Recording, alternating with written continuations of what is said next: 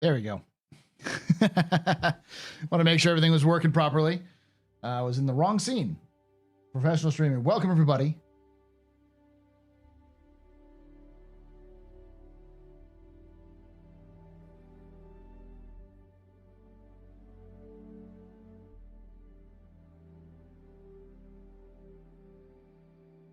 Welcome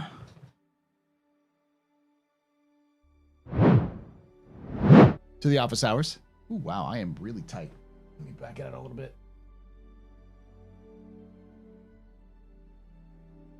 There we go.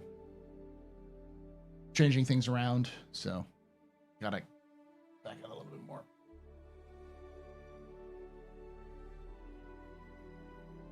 Works.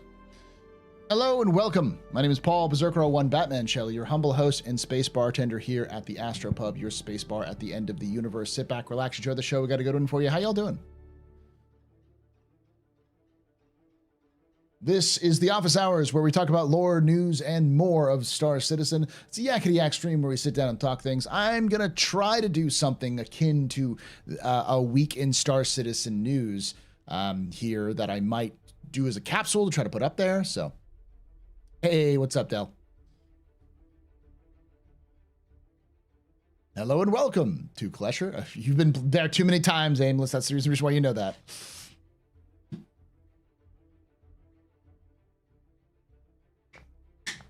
Get some water. This is too much for me.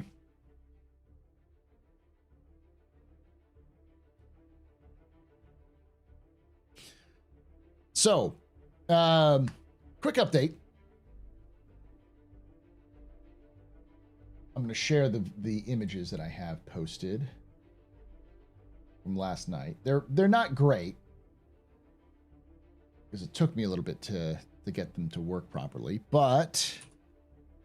and I didn't have the best lighting. That's weird. Hold on. I know what's going on. It's because I set up the presentation.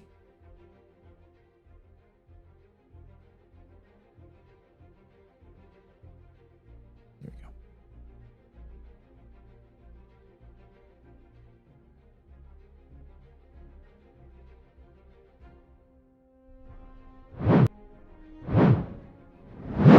There we go. Make sure the desktop is properly sized, because I think it's a little too off the map here. There we go. So, that is what I've been doing in my free time when I've not been working on Star Citizen content or, been with the family. So, this right here, like before this, these were like the ones with the chain swords were done early, and this one was done. So at the beginning of the winter break, I had basically these ones and then these boys over here. So since the beginning of winter break, I did all of my Hellblasters, all of the Eradicators, all of the, I forget what these guys are called. I'll remember in a moment.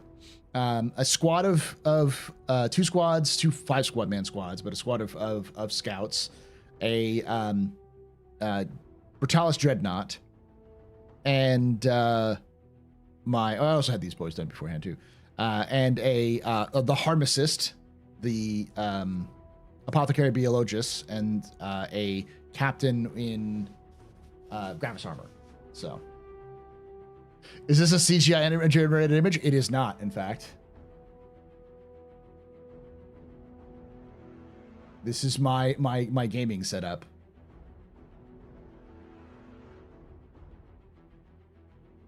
I am not a very good photographer, I'll tell you that.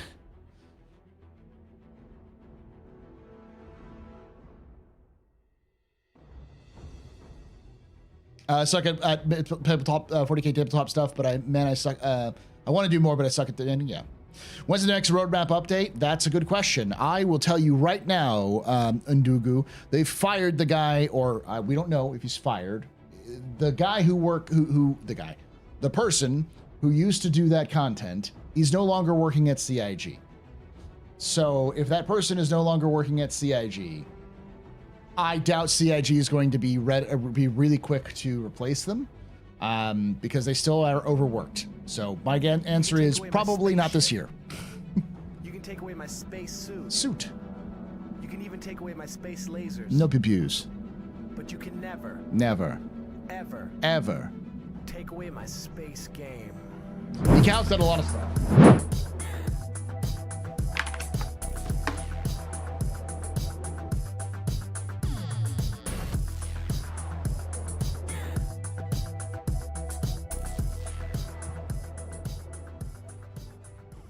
Undergoojib has subscribed.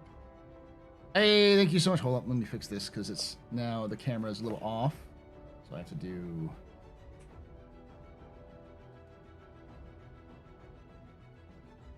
No.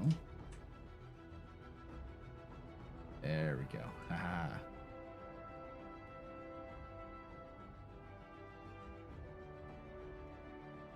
There we go. Who was that? Undugu. Or not Undugu. Yeah, Undugu. Thank you so much for the Twitch Prime sub. You're very important, Papa. Very impressive, Mr. Very pedestrian. This is your fault. You're drinking night. Shots and cheers to chat, y'all. Shots and cheers. You don't have to subscribe, but thank you for that. Like I was saying, I doubt it's going to come anytime soon. I honestly do. I have zero faith in CIG's ability to juggle all of these chainsaws they have in the air. So I would say the roadmap update is likely not going to take place for a while. We might get a roadmap update for 4.1 in like February or March. But if CIG does things right, and I hope they do, we will not have another roadmap update until they already have locked down everything that's going to be in the next patch. And then they won't tell us until after they've gotten, they won't actually like post the roadmap until they actually already have a PTU or Evocati.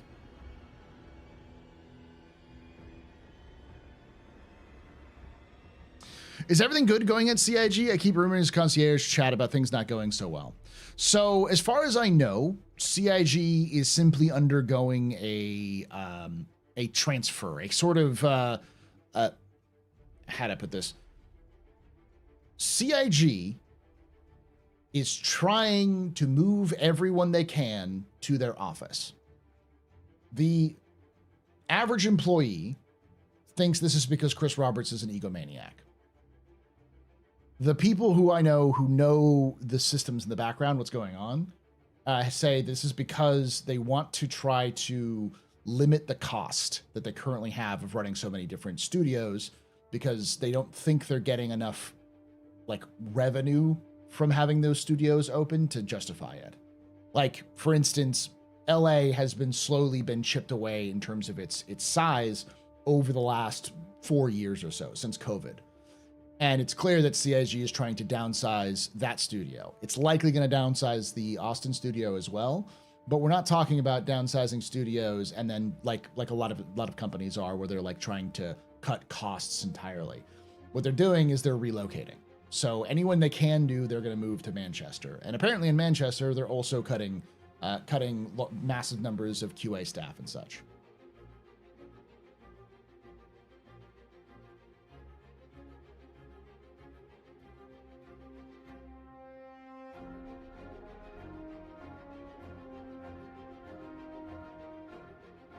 Hey, Angry, how you doing? Good to see you. You can take away my spaceship. Yeah, so You can it's take away my space suit. a business move. It's even pissing take off a away lot my of space people who are lasers. getting fucking laid off, for You sure, can never but it's a business Ever. move. take away my space game.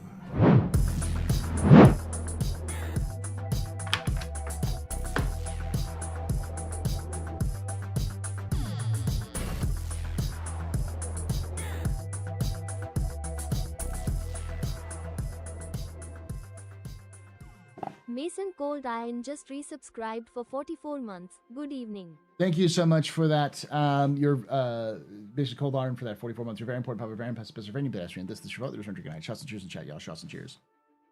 I don't take that, Chris. The I don't know why they're firing QA, but I also know that it's likely QA was leaking a fuck shit ton of stuff to the press, and on top of that, they're not firing their entire QA department. Whoever said they're trying to fire their entire QA department is high. They have a lot of QA teams. In fact, at one point in like late COVID, so like 2021, 2022, I was surprised. I'm like, there's a lot of fucking QA. Like QA was like a third of the staff at one point.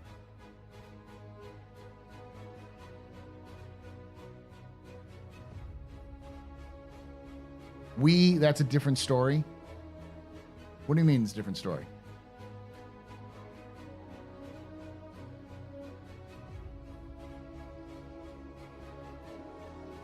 They didn't fire their entire QA staff, no. Because I know the person who's the head of QA, or at least not know them personally, but I follow them and I'm familiar with them. They did not fire the entire head of QA.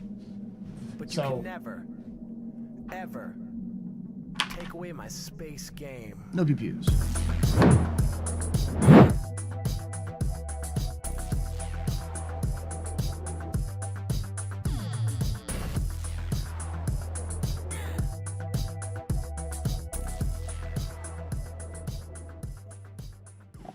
One_Hofstad has subscribed.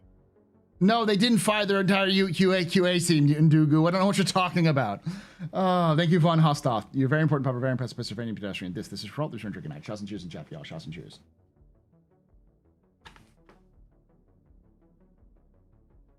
They did some targeted layoffs of QA members. I don't know who, how many, but it's clear that they have laid off a bunch of people.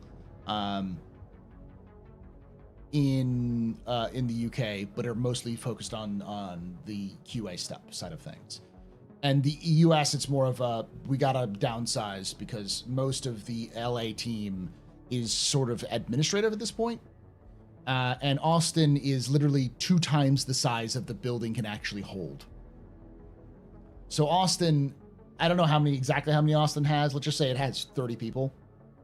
Austin has like 60. If they had like 30 people, if the building can hold 30, they have like 60 people who are employed at CIG Austin. You can take away my spaceship.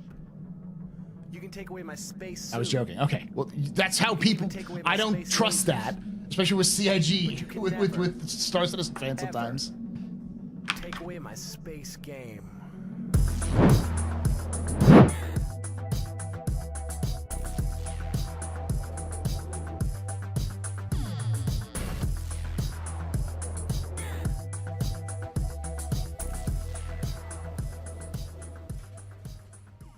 Access0096 just resubscribed for 33 months. Seems we have quite a few trolls. Thank you so much, Access. Tonight. For that 33 months, you're very important, Papa, very impressive, Pennsylvania pedestrian. This is your fault. There's your drinking out. Shots and cheers in chat, y'all. Shots and cheers. Yeah, this is not me. Like, I'm going to tell you right away. It's a little worrying to hear about considering how close Squadron 42 is launch. From what I have heard from people who have talked to me, and I'm not going to say a lot because I don't want to say too much to get them identified, but I've had multiple CIG employees reach out to me in the last few months who work on the Squadron team. And what they have said is that Squadron's actually in a really good place. They have good QA teams on it. They haven't cut the Squadron QA teams as far as I know. It's not the shit show that anybody else will tell you it is. And they're actually kind of pissed that people are saying that. More than a few have expressed that when they go through gameplay sessions, it's really fun. Like, it's really enjoyable. A solid experience. So, like, but there are some really, really weird management decisions. There is some really fucking jerk around bullshit things that CIG management does. And it's their HR team. Their HR team kind of sucks.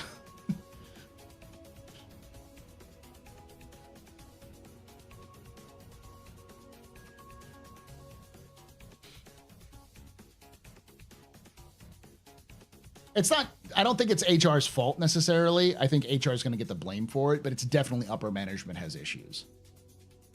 And I've said this before, and everyone thought like, Paul hates Star Citizen, or yeah, Paul, you know, stick it to him. And like, managing video games or managing any company is complicated. It's not easy. It's not as simple as good, bad. There's no binary when it comes to this. You know, it's not like you're either the perfect person to manage a team or you're an incompetent rube. People make mistakes, and CIG has the unfortunate reality of being a team that was like 5 people in a basement when they started, and 12 years on, they now hold, you know, 4 different countries, having 5 studios in 4 different countries with over like 1,500 employees. That is a huge ramp up. I don't know many companies who could survive that sort of ramp up.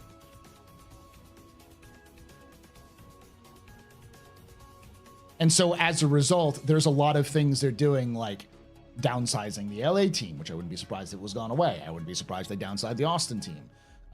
They'll probably shift some people around in Manchester and in Montreal.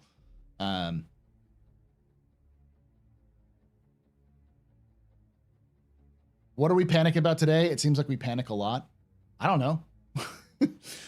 Someone was mentioning that they were panicking about how did this get started?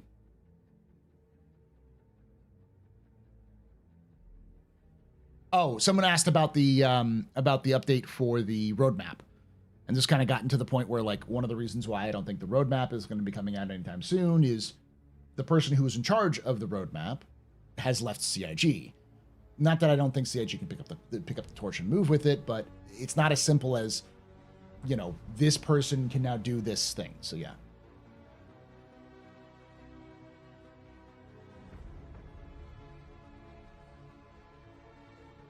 Victor Panic says, good Lord, I have no idea it got that big. I only got into Star Citizen in December 2023, and I thought it was like 100 dudes or less, because that's what a lot of gaming dudes makes it seem to be. No, they are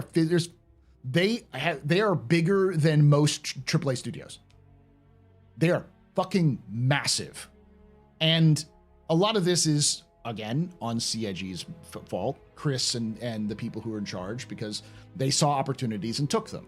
And I wouldn't be surprised if this was 9 women making 1 baby in a month, the Mythical Man month problem that Chris is falling into. But no problem, Adam.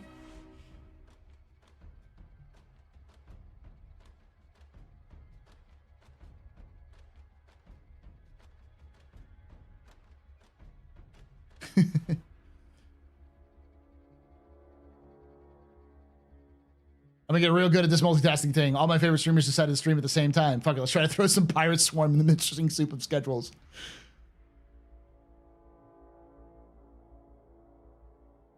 Well, the advantage, Fishy, is that I can always come back and you can always come back and watch this. This would be a VOD also, yeah. Is now a good time to come back? Game working now? How long has it been, Cloak, since you've been here? Because I will say 4.0.1 has been a major improvement to 4.0. Not that 4.0 is impossible to play. I played it with the lore team on Sunday. Outside of one problematic issue that killed us all, without one bug that killed us all, I would say if it's been a very long time, like where you were getting frames per second per frame, in terms of performance with Star Citizen, yeah, it is. The performance is amazing.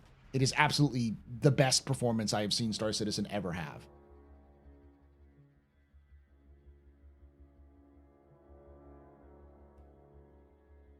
Missions are still a mess in 4.1, yeah. It's been a while, yeah. So the issue right now is more that the missions are problematic, and there are a lot of bugs which require character repairs and other things like that. Them transitioning over to 4.0 has effectively kind of opened up the Pandora's box of bugs that they have to sort of run around squashing for the next couple of months to figure all those things out. I just want to know about 4.1 so bad. I can give you a bit. I'm actually doing a video on this. I'm going to start doing some more non-stream videos on this channel specifically, where I kind of do some basic recording stuff. Nothing crazy. It'll probably be some background information, background videos. Knowing me, I'll put myself I'll get way too into it and try to do a bunch of things, but like 15 minutes maximum. But the basic gist for 4.1, in my opinion, is anything that was cut out of 4.0 is going into 4.1. So it's engineering. At the best, outside of engineering, we're going to get monster hunting. Oh yeah, by the way, there's monster hunting now. For those of you who are new, hi, welcome to Star Citizen. And the new scanning system. So like how the scanning system updates. So it's just such a weird thing to say. Oh yeah, we're getting monster hunting in Star Citizen.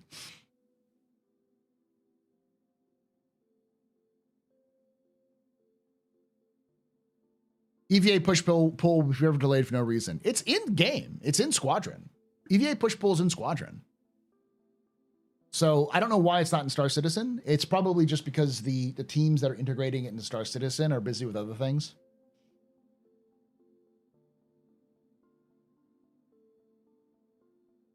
Question. Refinery gameplay before base building and tier 0 ships will be. We'll see. Hey, Astro, I just want stuff to do. I get it. That's what chapter 2 of Save Stanton is going to be when 4.0.1 goes live.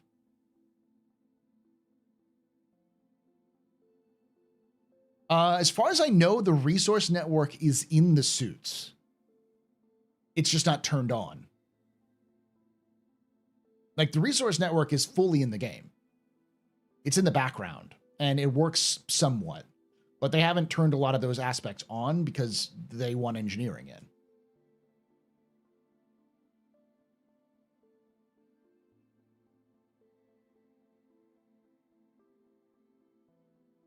I was thinking I was going to need to upgrade your PC. You probably will anyways, Cloak. Just in general, because we're kind of in a new generation leap. So, but yeah, Dell's right. I wouldn't recommend people coming back right now if you're looking for a better experience. But as I said on the Captain's Table, my podcast, which you should check out at youtube.com/@thecaptainstablepodcast, all one word. We said that if you haven't purchased the game yet, it is probably the best time to purchase the game, especially if you've been waiting on the sidelines. Because if you're definitely interested in Star Citizen and you've played it and you've been waiting for like a good time to jump in, you're down with everything, you're waiting for a good time to jump in, I can guarantee you by the end of this year, Star Citizen will probably be $60. I would be amazed if CIG didn't increase the price between now and the end of the year. If they had the restraint to do so, I would applaud them, but I don't think so. No problem, Ben. Thanks for hanging out. True or false? The William Gibson drafts of Alien 3 were worse stories than what was delivered on screen. I have no idea. I'm going to say something that makes people mad, but I am not a fan of the Aliens franchise. I have never seen Alien, and I've seen Alien, but I haven't seen Aliens. But I've seen enough scenes of Aliens to know that it's pretty good, and I never watched beyond that.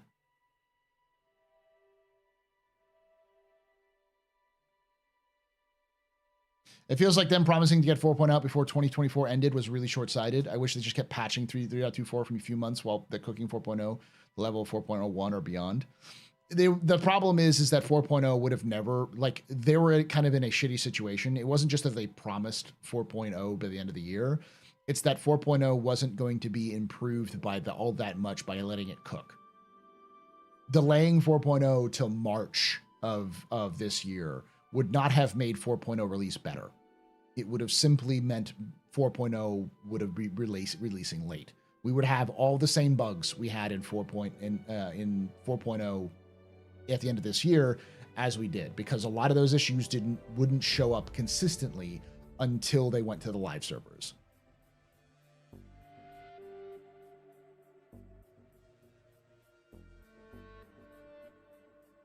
Why did I make you sad, C Daddy?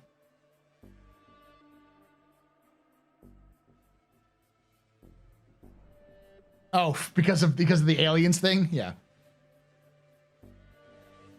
I played Alien Isolation. I own Alien Isolation. I played it. I enjoyed Alien Isolation.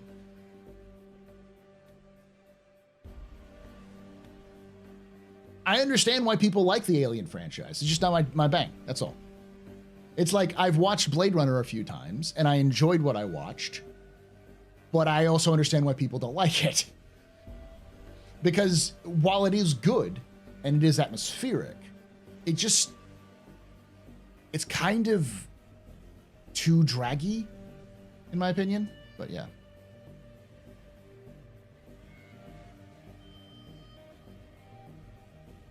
Never seen Aliens, but I did watch Spaceballs, and that traumatized me watching the Alien bit. If you enjoy like horror movies and you enjoy science fiction, you will love Aliens. Aliens is the tantamount, like it is the tantamount. It is the alien science fiction, the horror science fiction thing. So yeah.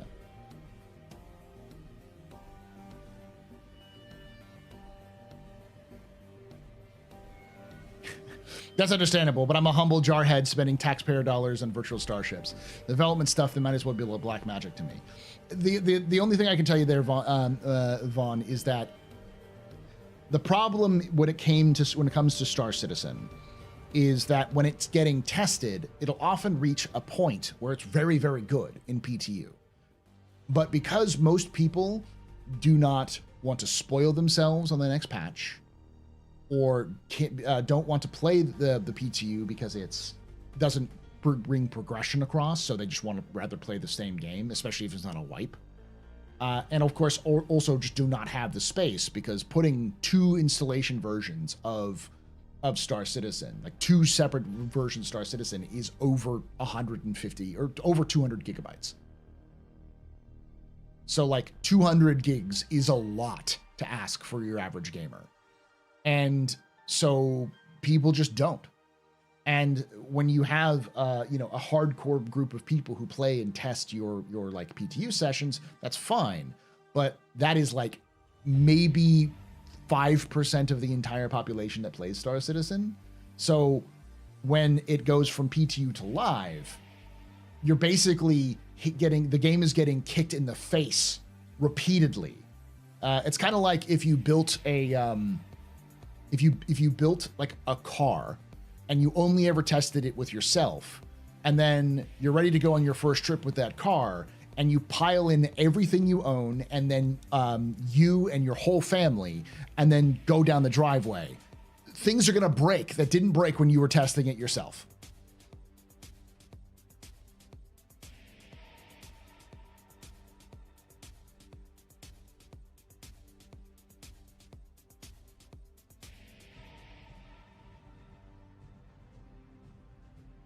Hey, Paul, did you know that the bathrooms with toilet settlements, there's a lore maker's guide for toilet reading? That's pretty awesome.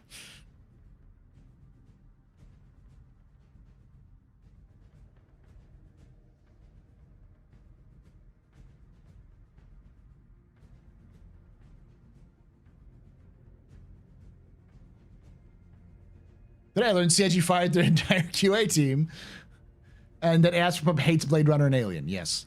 Yes, I that's 100% true. 100% true facts. Approved by real patriots. True UEE patriots. What's my favorite sci-fi film? That's a good question.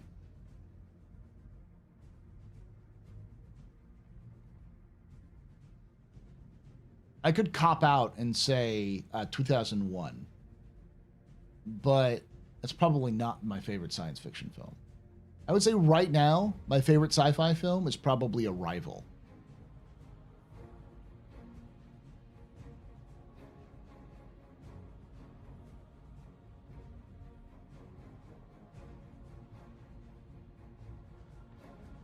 You gotta love the boy Denny, because like number 2 would probably be Dune, honestly. But yeah.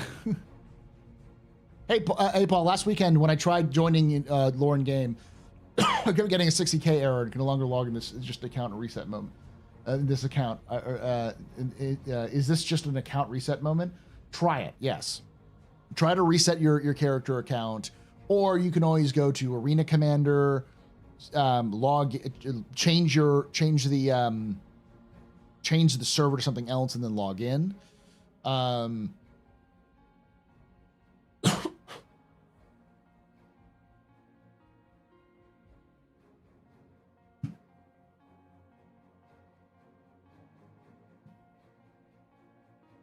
Hey, Astro, have you done lore comparison for the save state in Chapter 2 factions? Not yet, but I could do that at some point. Also, when can I become a fire rat and purify the heretics with fire? Maybe this year.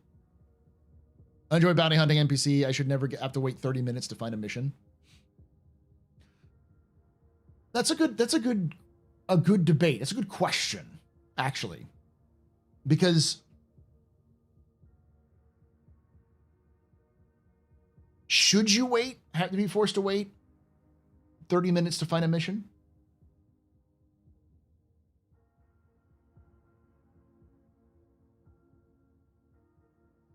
Yeah, obviously Wing Commander is the best science fiction film.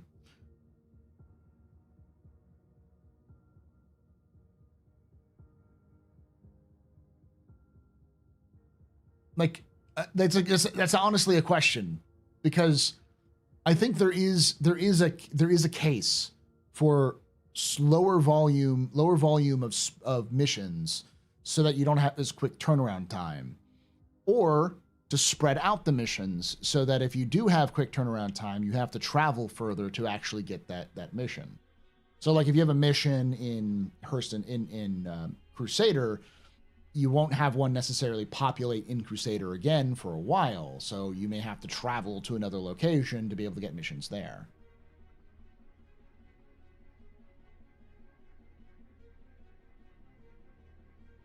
YouTube 3-minute video to change DNS settings to get rid of 1616 error. Look it up. I don't know if that works though.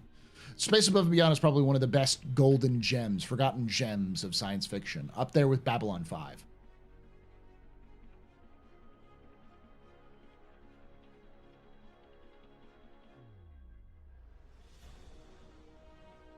To avoid mission overlap, I'll take it until they add more POIs. The real answer is, I think what they need to do is add more diversity. They just need more volume of missions. Like, I get it.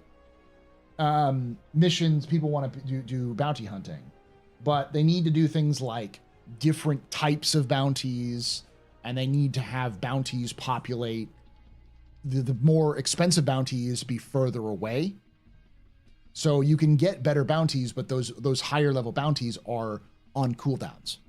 So you'll have to either grind smaller bounty missions to be able to get more frequently and then go to the bigger ones, or you have to go further away, where like when you're getting the big bucks actually send you into Pyro to go hunt somebody down in Pyro.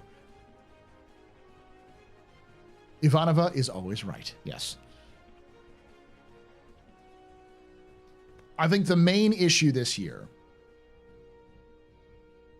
is, and I think CIG agrees with this sentiment based off of what Chris has said, is they need more content. They need more things to do in the sandbox. I would prefer they give us more shovels and pails, but giving us more just things in the sandbox to play with is better than nothing. And I guess those are things, and I know those things are easier for them to do than, develop new systems to allow us to interact with the sandbox better.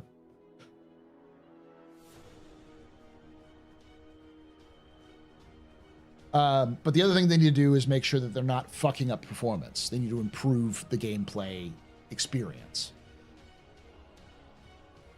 Diversity emissions. Oh my god. Paul's gone woke. What's next? Gameplay beyond tier 0? Outrageous. Yes, I am for diversity, equity, and inclusion of missions. I would like more. I would like to wokeify Star Citizen's mission variety.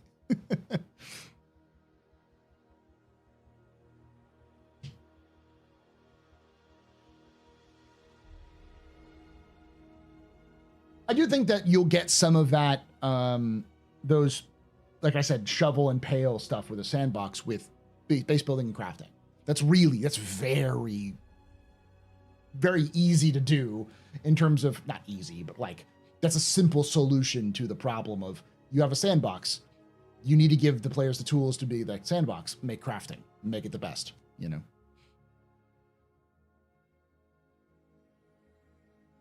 Out of curiosity, do we have any info on what the Model F8 dock flies in Squadron 42 gameplay shows? It looks so sleek and low profile compared to the F8C. It's an F8A. Probably an experimental F8A. But it's definitely an F8A. The F8A, maybe with its armor removed.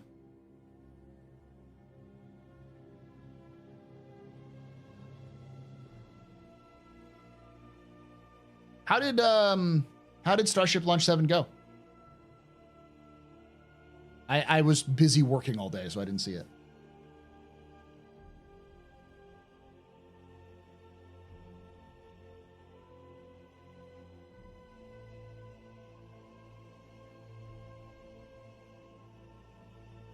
It exploded? Woo!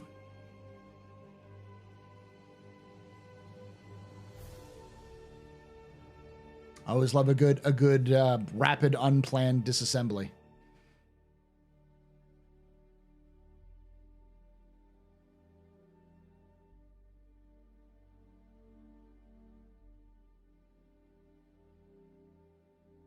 And to be 100% fair to the ladies and gentlemen at SpaceX, that's just rocket science. Happens a lot.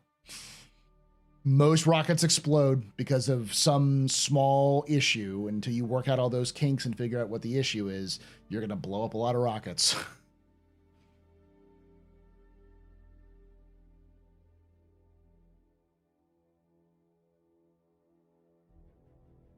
Do you know if it's possible to upgrade an Endeavor to an Endeavor Master Set? I haven't been able to find that answer anywhere. No, because you have to cross-chassis upgrade. There's no cross-chassis upgrade. You could melt the Endeavor and then purchase the Master Set when it becomes available for purchase, but I don't know if you can buy it for credit. You might be able to.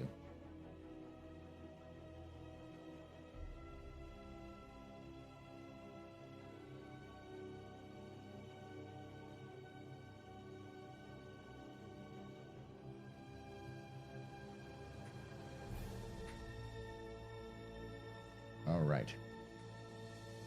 So what I'm going to do is I'm going to pull up the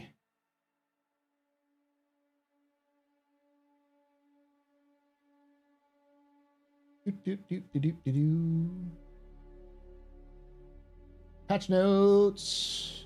Yeah.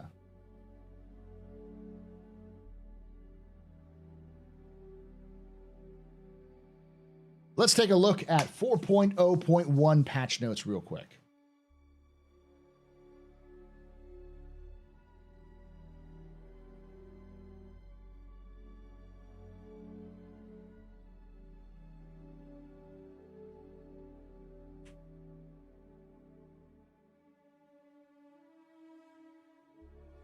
Can I hide this?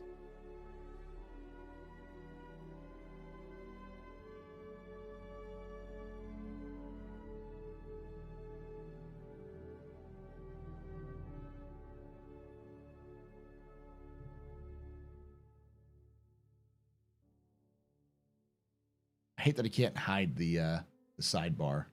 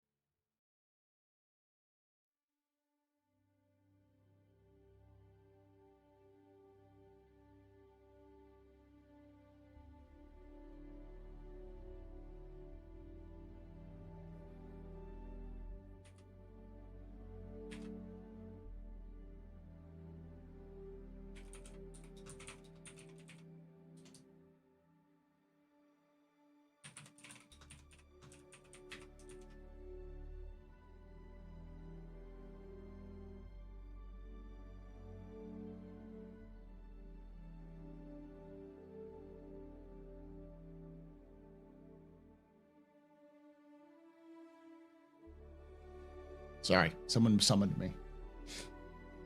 I am so rarely on Spectrum that when someone I pop on and I get a notification. No lore summons the AstroPub. I'm like, this could have been at any time in the last like 4 weeks.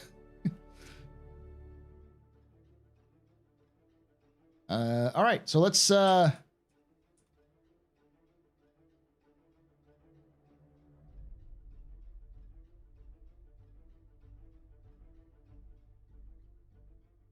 read through this real quick. All right, Alpha Patch 4.0.1 has been released at the PTU. Patch should now show version. There we go. That should be built better.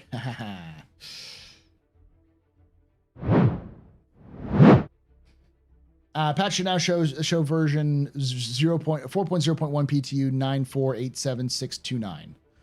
Characters in this new environment have been built for long-term persistence data. Currently with LTP, certain player states such as personal hangar layout, custom characters, and in-game purchased consumables are not saved between releases, which will cause some items to be lost in the next update. Server info PTU clients US servers. Audience all backers, long persistence enabled. Mesh configuration 55500. Hangar spawning enabled, starting UAC 15 million. Testing, feedback focus, stability, performance, and bug fix testing, Save Stanton Chapter 2 event in Pyro. Updates to Save Stanton Chapter 2. Chapter 2 of Save Stanton will run through the PTU phases of 4.0.1. This is a continuation of the event from 3.24.3 into the Pyro side of events. Fixed. PU Pyro Phase 6. Mission/Mummy Glass. Wipeout locations mission objective incorrectly stating to clear the exterior of AI when AI within the interior of the base also needs to be eliminated. Missions AI. Ship AI float above the planet surface and do not engage the player. Fixed. Missions destroy supply lines contract does not complete after eliminating all targets. Save Stanton Chapter 2 missions are designed to be reputation locked, will be to the faction you're working towards, and due to this, the missions for this event will not be shareable to avoid cross-reputation issues. That's why it's not shareable, because they don't want to have to deal with reputations for this event. Got it. That's dumb as shit, though, CAG. Like, honestly, like, hand to God, man to man, man to corporation. No, that's bullshit. That's absolute horse shit. You need to lock people out of sharing who don't have the reputation. That's it. If you don't want to do that, you need to make sure you lock people out of being able to be shared the mission if they don't have the reputation with that organization. It's a reasonable excuse because of their lack of like technology, but that's horse shit. Delay the event until you can do that.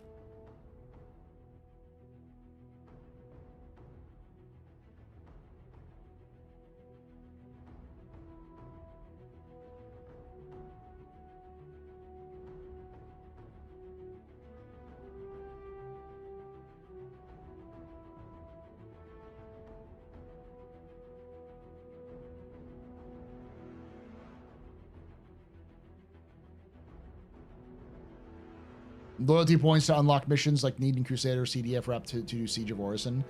No, I mean, just, I get what, like, you'll be locked behind. So what this works is that you'll be locked behind reputation. So once you start working for, like, the Headhunters, you can't work for any of the other groups, which is intended, which makes sense. So to prevent cross reputation issues, they're not letting you share that mission, which means you have to do solos. You have to do a lot of this stuff solo, or it's implying you can do stuff solo, which you can't. It's bad mission design. So it's a bad fix for a problem that could be solved, that needs to be solved systemically, which clearly they don't have working yet or don't have an idea of how to tackle. So the answer is delay the fucking event until you have it fucking working. Stop. You're doing the same thing you did with 4.0. You're pushing something because you feel like you have to. You don't. No one gives a shit about Save Stanton Chapter 2, especially if they're not going to be able to play it.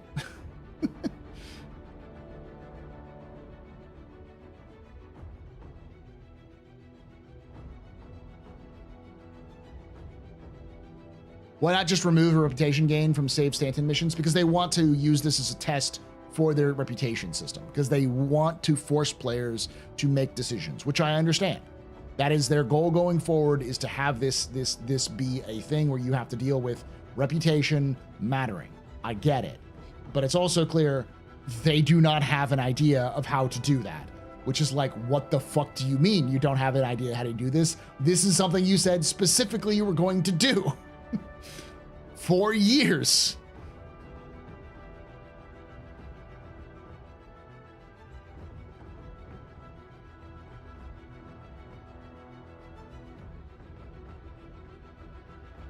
Is it they're rushing out, or are they being lazy? I think it's disingenuous to call CIG lazy, and to call as CIG in general like anything. You know, we don't know the amount of work they're doing behind the scenes individually, and I am, for one, am not going to denigrate a service and then demand it at the same time. That's this is the calling them lazy is the equivalent of yelling at a fast food worker for something not coming out on time or faster. And being like, all fast food workers are being lazy because my burger isn't being done. Like, are you? Are they? Like, I don't know if they're being lazy or not. All I know is it's not working, or this is their solution. And my solution to that problem is get it working properly, or don't fucking add it to the game. It's not a huge deal. No one was chomping at the bit, be like, I can't wait for Save Stanton Chapter 2. Like, it's fun. The first one was fun, and the second one's fun, but I guarantee you more people would find it more fun if it was working.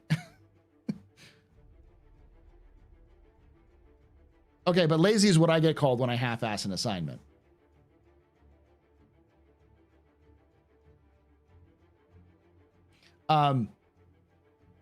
Again, that is, I'm not, you can say that as you want to, but I'm not going to propagate that. I will say I don't know. So because I don't know, I disagree with that stance. So what faction is now the question? Yeah, that's the question. Yeah, what you working for the question? What do you mean, Chris? What? What are you saying what for?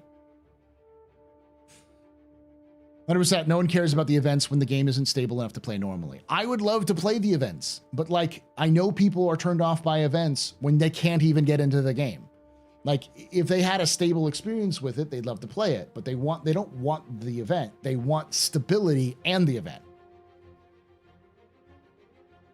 I'm curious though, can I share current Headhunters missions with X person who is hostile to them? No, you can't share them at all, because that's the thing. They're blocking it right now, all those mission shares, because they want there to be a reputation issue, so that when you, for instance, if you and I are working on a mission, you have reputations with the Citizens for Prosperity, and I have reputation with the Headhunters. I get a Headhunter mission.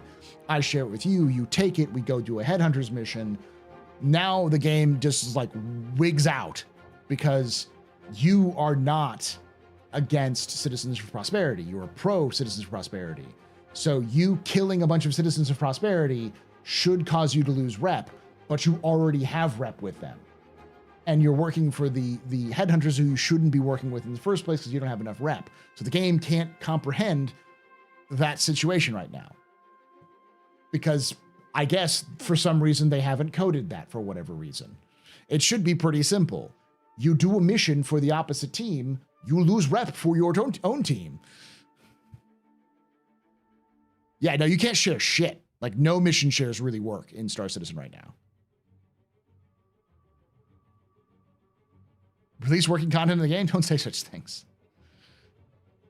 I just don't think it's important to focus on this kind of content when you don't have, it's clear you don't have the system done yet, because that's what's telling me. I could be wrong. If you work at CIG or have insider knowledge, please let me know in the comments below or in chat if I'm speaking out my ass, because that's what I'm reading. So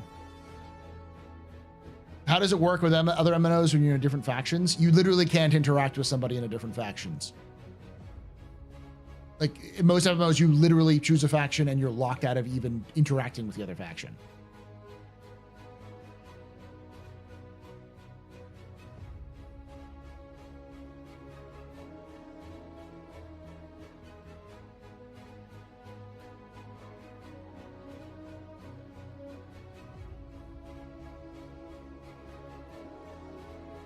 Yeah, I couldn't even share a hauling contract with my buddy in 4.0. Yeah, it's completely turned off.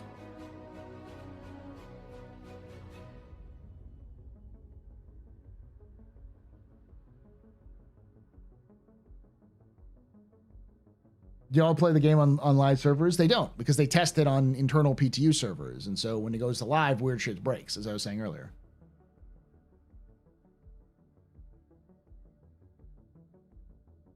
Are you sure about the mission share thing? As far as I know, there is no mission share thing. And we know for sure with Save State in Chapter 2 that they've prevented any mission shares for those things.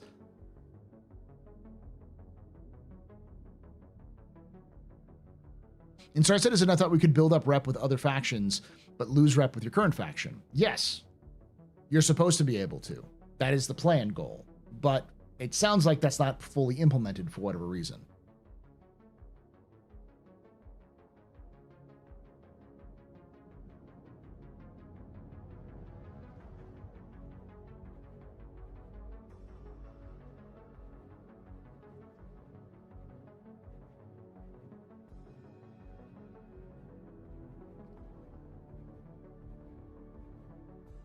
Hey, Paul, didn't CIG say they really wanted to encourage group play? Yes, they did. Which means, like, hey, if that's the case, great. But I would like to be encouraged. All right, let's move on to the known issues. Boxes are not marked upon accepting a mission for courier missions. They have courier missions back? That's nice. Warehouse orders are not counting as collected and delivered for correctly for cargo hauling missions. Supplies will remain in players' warehouses and not successfully deliver. Can't interact with storage kiosk in Stanton. Hydrogen and quantum fuels are not depleted from fuel tanks when performing normal flight or quantum travel. Okay. Arena Commander bug for Pirate Swarm and IS Jericho. Enemy AI does not spawn and will eventually get disconnected to Error 30,000. PU Starlight Service Station.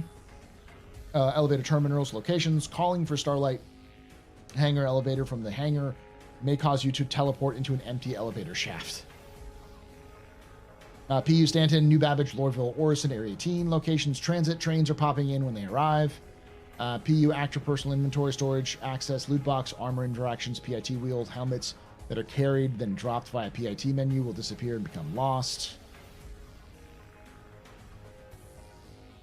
Ardar stations. Oh, all shops and gallery are missing items on shelves and kiosk. Frontier outpost and pyro, extra small outpost locations, art, tech. Extra small outpost, main building, interior and storage shed. Interior is missing. Multiple assets in collision. It's missing multiple assets in collision. PU Pyro, asteroid bases, hangar locations, collision. The collision for the hangar doors does not stream in until the player inside the is inside the hangar. Players are able to access the other intro missions after completing one for a different bug. For Pyro mission refactor hauling content. Okay. For different after completing one for different org. This may be the answer. There may be a bug in the reputation system. Because this says mission refactor hauling mission content / reputation. Players are able to access the other intro missions after completing one for a different org. It's not properly assigning hostility to the other orgs. That is interesting.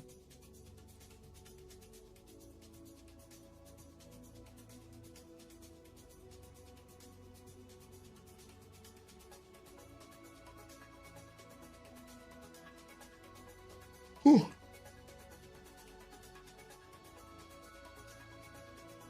Can you take part? Can you do part 2 if you skip part 1? Yes. But you're not going to get the reward for part 1.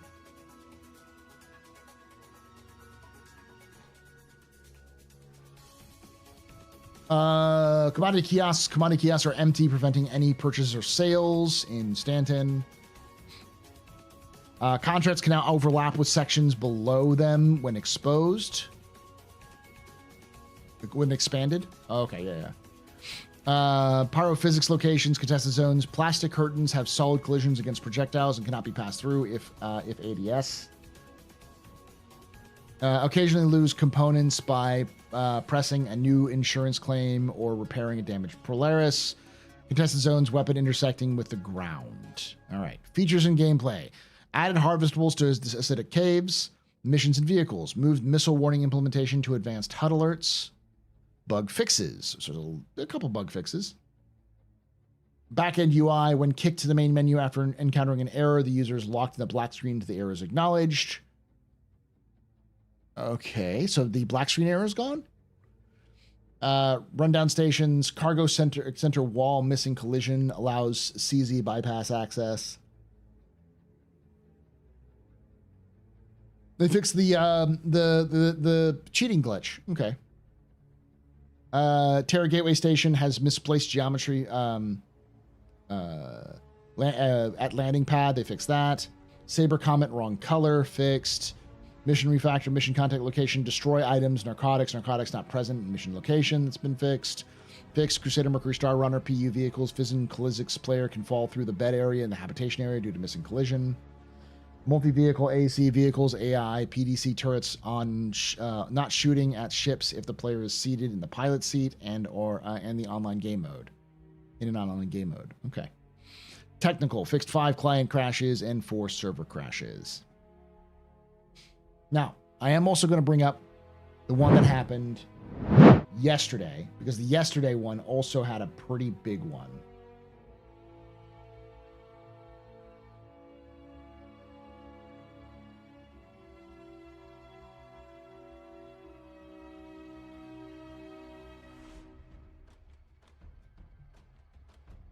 Where was the one that I saw?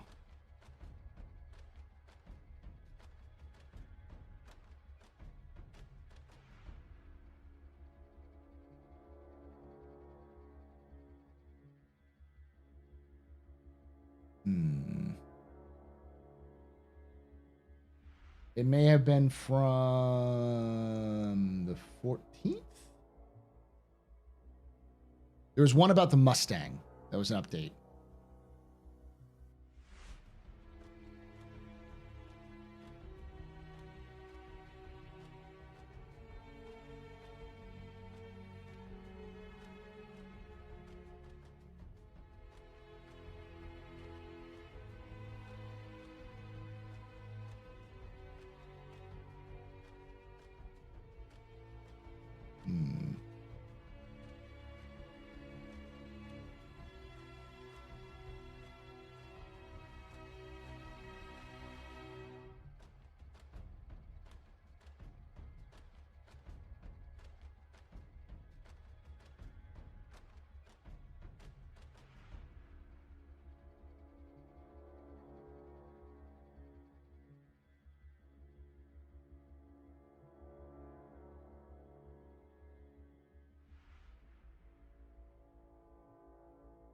When was this posted?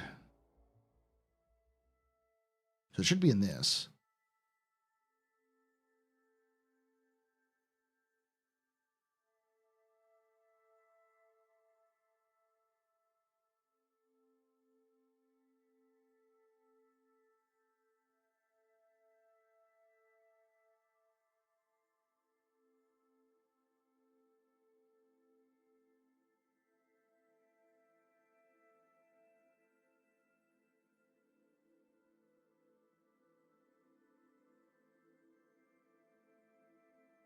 Maybe from earlier then.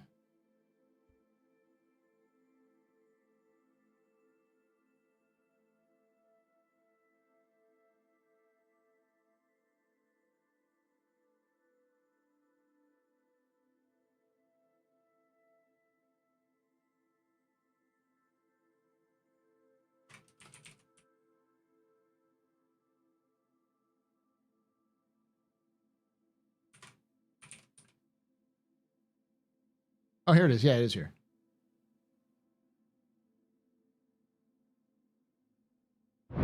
Hey, Philippi. When misfortune? Not anytime soon. So, This is a big one. Ships and vehicles. Updated Mustang Alpha cargo storage proxies to help with the cargo loading and unloading.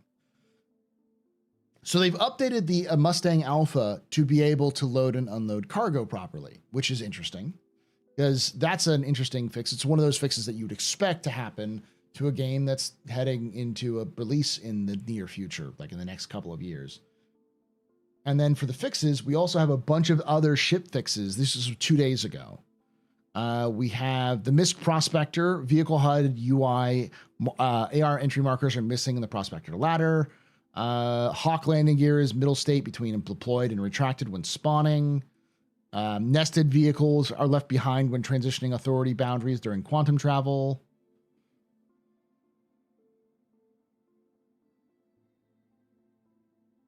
Constellation series. There's a vertex color issue alongside the interior bridge struts displaying purple. So there's a bunch of like these little small fixes to ships, and of course this major change with ships and vehicles. Let's see what this was.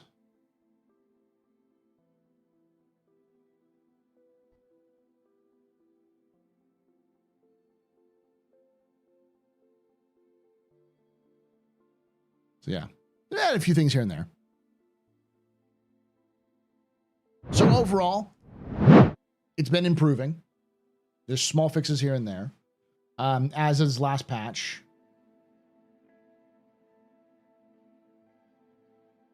Five client crashes and 4 server crashes. Every day they've been having a patch. It's been doing significantly in better.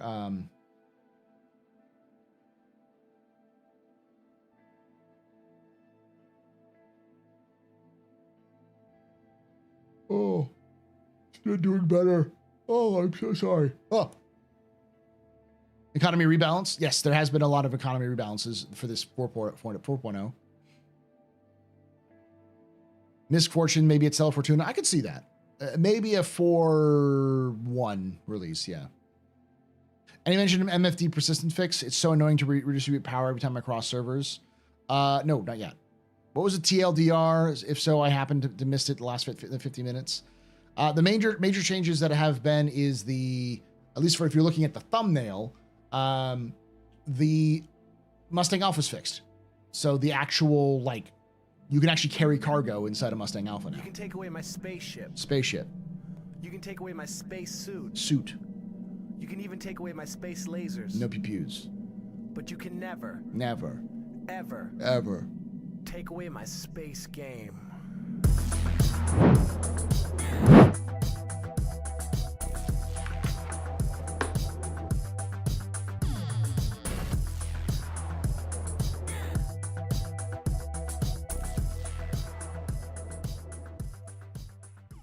Wahoo 127 just resubscribed for 40 months. Good evening, Lord Daddy.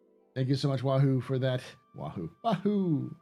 For that 40 months of support. You're very important, Papa. Very impressive, Mr. Any pedestrian. This is your fault. The return drinking night. Shots and cheers and chat, y'all. Shots and cheers. Same with the Aurora's cargo bay, which is good. Are the missions working better? I haven't tested since 4.0. Yes, but they still need work.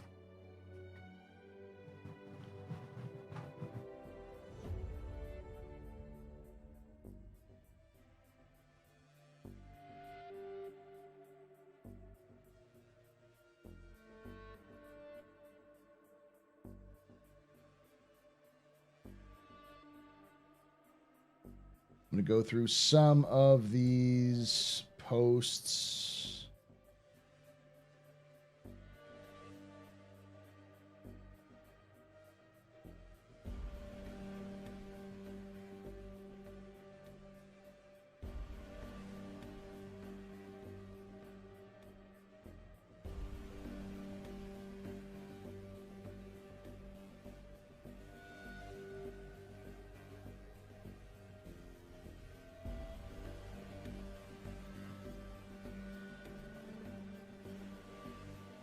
Oh, this is the one that was fun.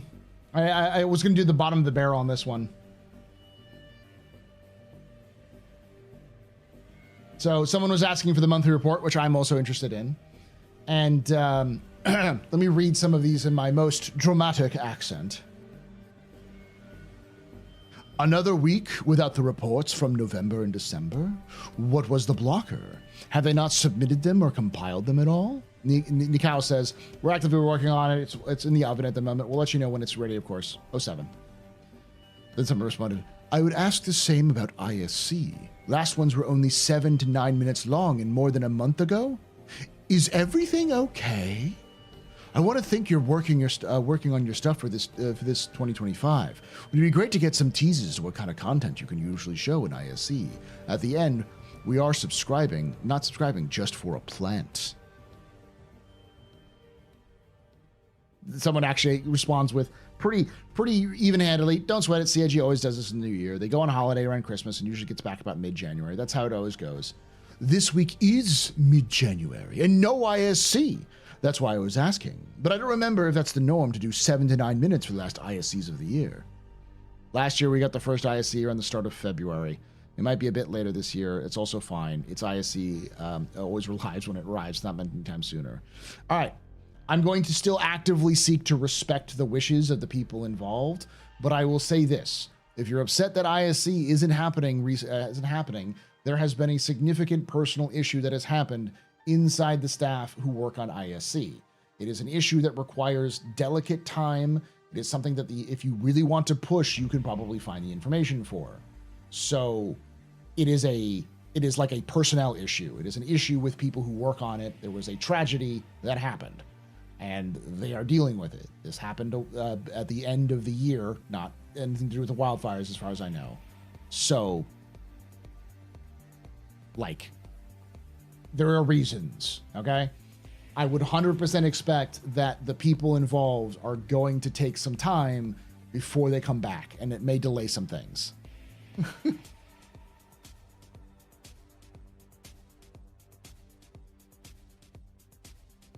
Stop that, no yawning. I'm going to yawn all the time.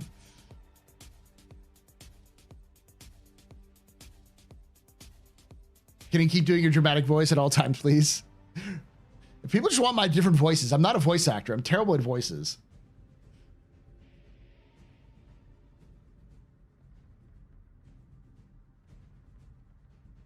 Okay, this is another one. All right, another dramatic one.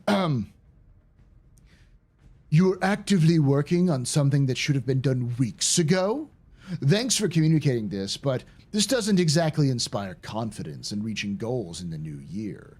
Frowny face emoji.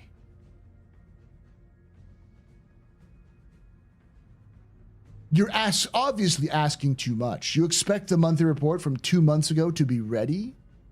Last year, it came out on January 10th. Since it's not on this week in this post, then maybe next week?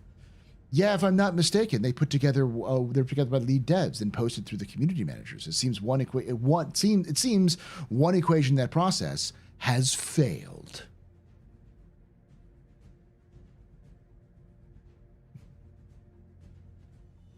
Good to know. I wasn't worried before, but I do hope that folks are okay. As far as I know, they're okay, but yeah, it ain't easy. The people involved reached out to many of the content creators, at least to me and a couple other people, to say they want privacy. Do not make a big deal out about this. Do not fucking mention it on your streams. So I was like, all right, I will. But now that we're getting to the point where like ISC, people are getting anxious about ISC, it's like you kind of have to start telling people what actually fucking happened. Because if you told people would be like, oh, okay. But then again, there would also, this is the Star Citizen community, there would be assholes who say, I don't give a fuck what happened. Get back to fucking work. Because Jesus fucking Christ, gamers. Oh, God. That voice makes me want to punch the screen. Good, then it's doing its job.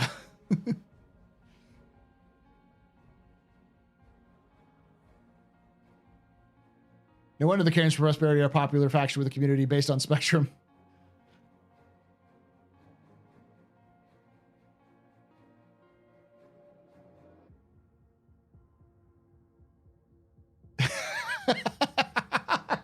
Oh, that is the comment that you win the internet today, sir. Sir or Madam Dream State 3D. Gamer Rage must be bottled and sold to Raytheon. I'm sorry, Dream State, but there are rules in war that would be considered a war crime.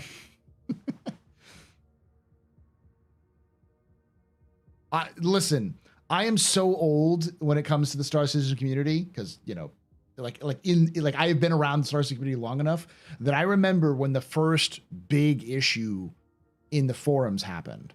The first big "what the fuck are you smoking" issue, which was when there was a large push by several members of the community who had a lot of good reputation at the time for bikini mail and sex slavery. They wanted that to be in the game.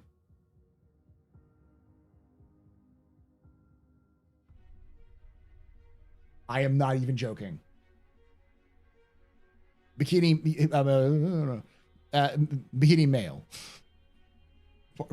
I am not joking.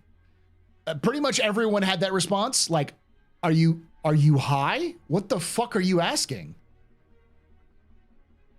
Yeah, and people were demanding it. It wasn't like one person. It was one person suggested it, and like a pretty, like a not insignificant number of the community were supporting it. I was like, what the fuck am I listening to that?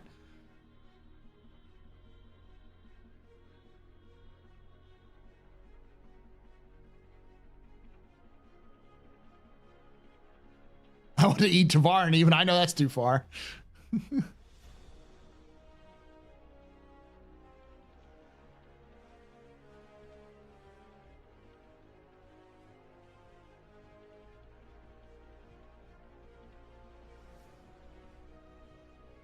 Didn't we sell slaves in Elite Dangerous? Yeah, but you didn't actively like herd the slaves into a cage and force them into chattel slavery.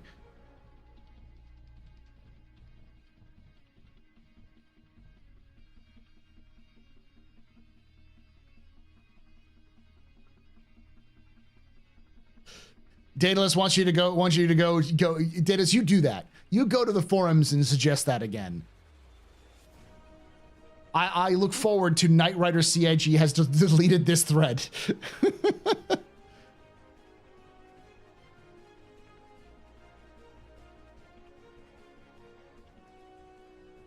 I mean, $20 is $20.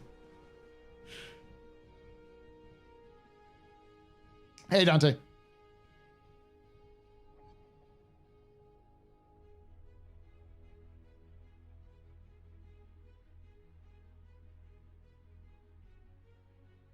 Child soldiers were right in Metal Gear Solid 5. There's a nuance to adding those sorts of things. There's a delicate balance to do those sorts of things, because when you're dealing with stuff that's really sensitive in real life, you need to sort of handle it with a care that I don't expect CIG to have the time to do anytime soon. Yeah, of course it has nuance. MGS5 is batshit, but it's not entirely batshit. It's political commentary. All Metal Gear Solids are political commentary.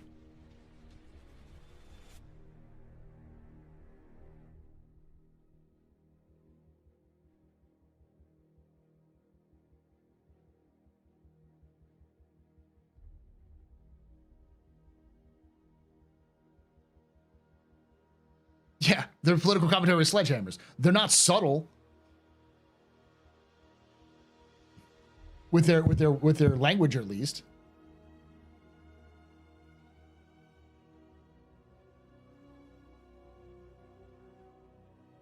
But I think MGS5 handled it pretty well for what they were giving it.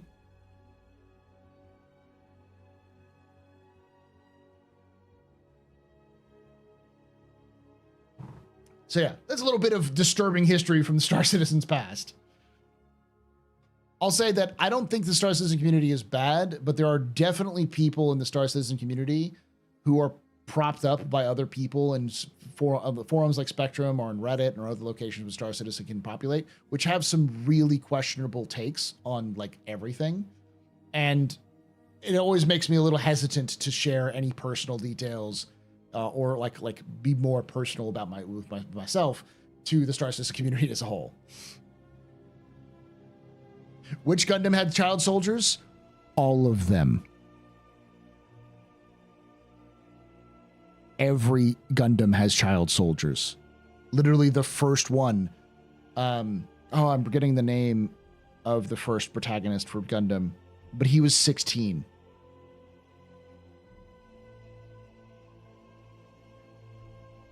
Amuro Ray. Amuro Ray was 16.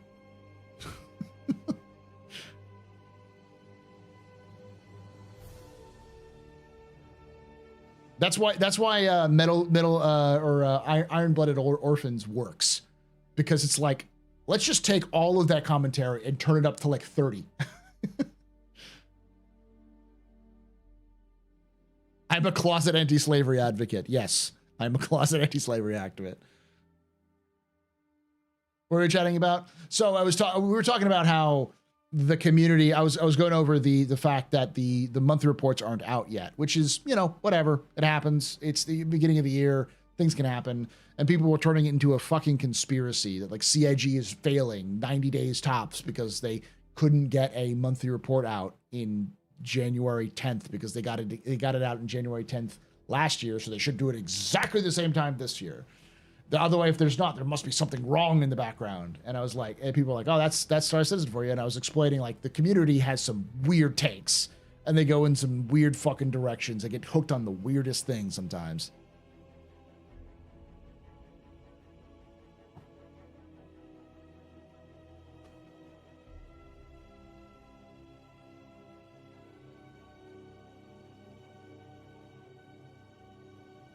I think UAP is preventing monthly report from coming out. Do Vanduul have genitals? No. As far as we know. Hideo Kojima is better than Chris Roberts.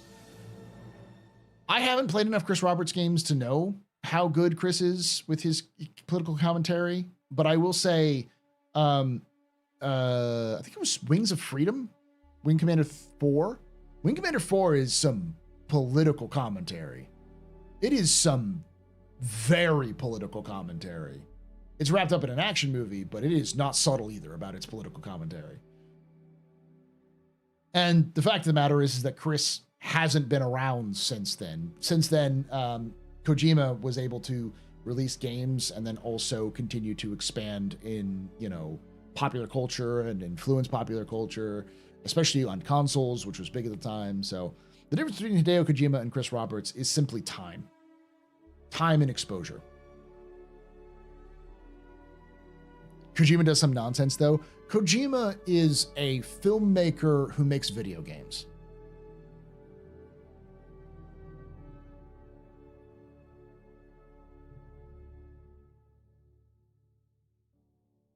They're on par, yeah. The sky is falling because Chris Roberts forgot to code it. Price of Freedom, thank you, yeah.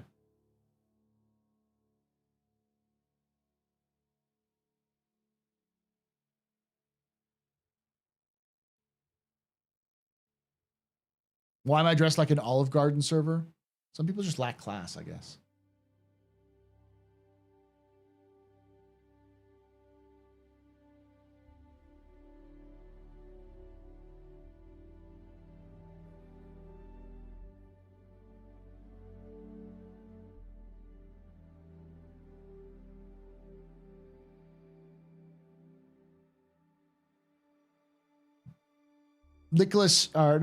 Chris Roberts didn't do, he produced Lord of War.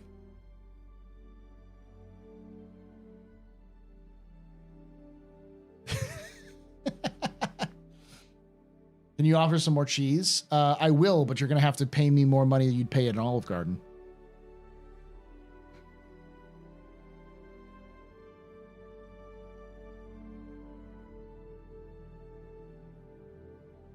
Which I know for someone of your caliber is likely too spicy.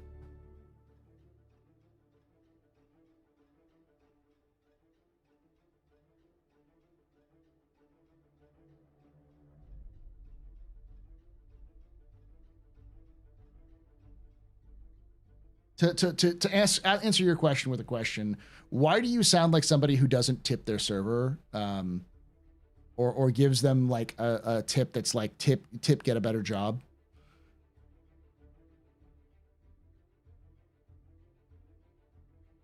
Because you're giving me those vibes there, man. MGS 1 and 2 are examples of some of the greatest storytelling in video games history. After that, it feels like he started to lose it.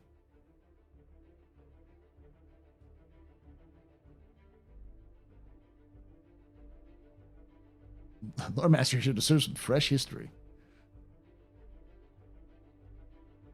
You have a cute butt. I feel like most Metal Gear Solid games, like I would argue that most people like Metal Gear Solid 3 the most. I have seen more people talk about MGS 3 as their introduction to Metal Gear Solid. And I think the reason why MGS 3 kind of gets a bad rap compared to 1 and 2 is because MGS 3 is it's a James Bond movie. It's like a 60s spy thriller that he's doing. So it doesn't mesh well with the 90s action, stealth action that he was doing with Metal Gear 1 and 2.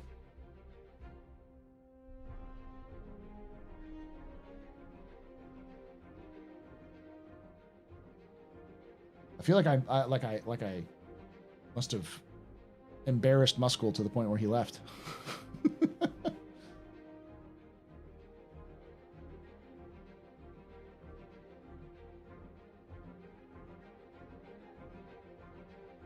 Is Musk feuding with the AstroPub?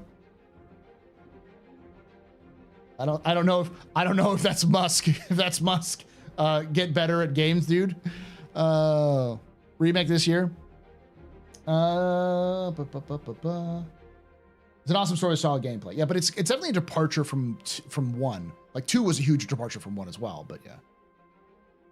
Musk leaked your DMs too.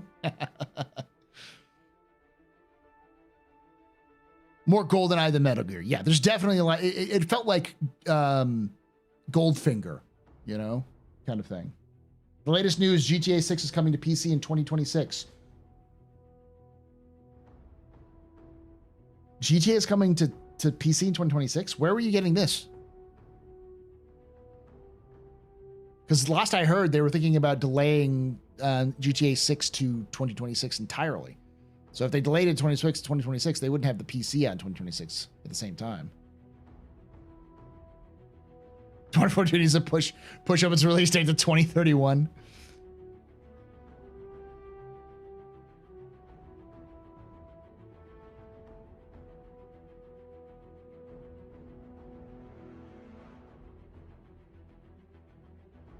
Yeah, we'll see PC at the very earliest a year from the release of consoles, but it takes Rockstar a long time to port to PC typically, so I wouldn't expect it within a year. I'd expect it within 2 to 3. Do you have a link to it, Steve?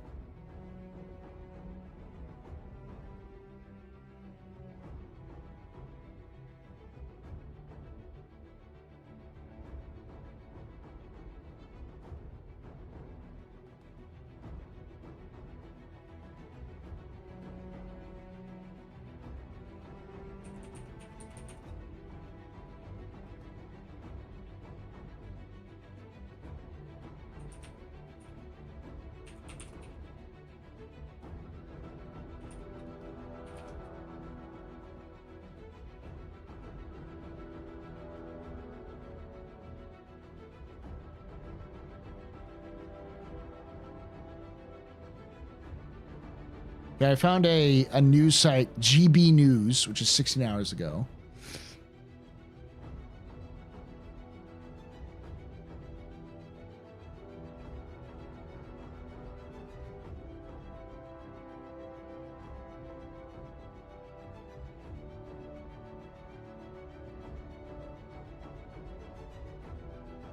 Okay, so it's going to happen on February 6th.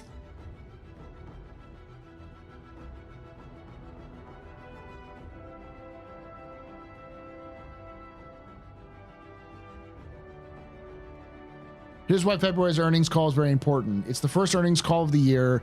The game is officially scheduled to launch in. Rockstar only confirms the exact release date when they're 100% certain about it. The general timeline is like fall 2025 would mean they're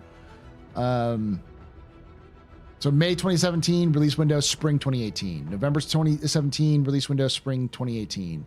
February 18, release window, October 2018. So that means we need the exact date on February would be 99% sure that the game's not delayed.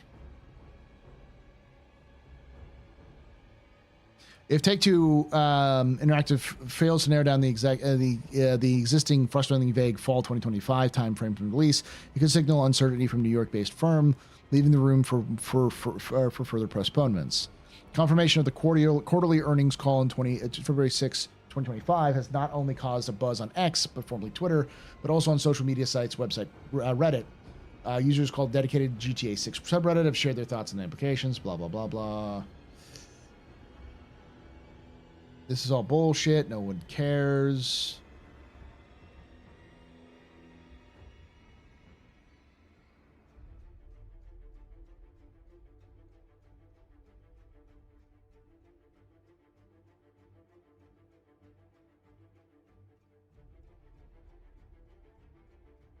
With 2025 kicking off, so this is an internal email. Okay, so I'll say this.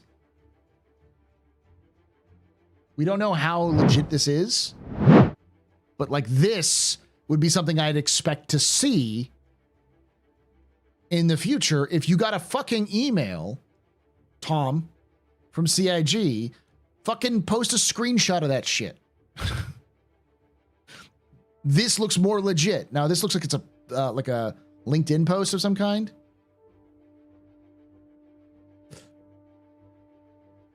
Yeah, it's LinkedIn. Said coming 2025.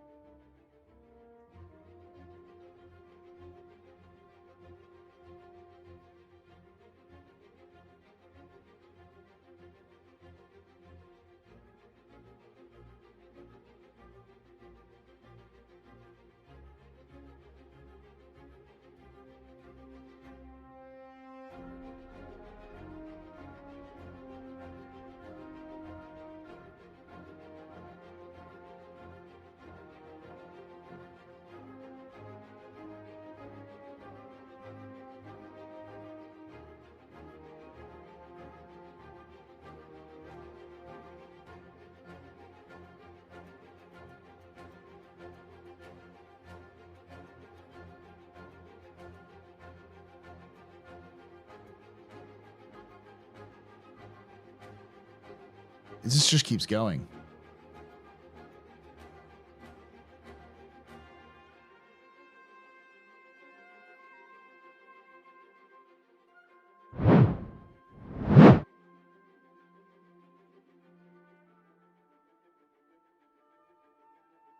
Emails may contain personalized bits that reveal leakers. They could, but at the same time, there are ways you can get stuff that you can edit stuff out. When will we get Maelstrom? It's hard to tell. So according to CIG, it was implemented into the main branch as of middle of last year. So it's in the game, it's in the development, but I think it's matters of like, they need a lot of things in there, like engineering needs to be in, which isn't in yet, before they can activate that stuff. But it sounds like they really want to do it this year, but are probably a little hesitant on it.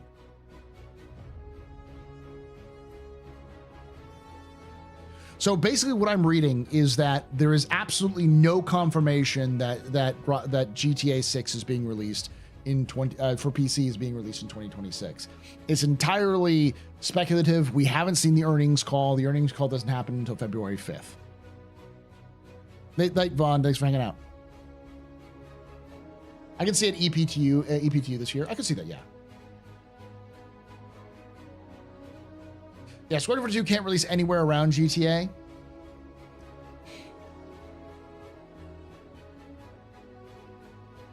Is it confirmed that the console be a console timed exclusive? What, GTA? Yeah, no, it's not that it's timed exclusive. It's that the PC versions are always take them longer to make.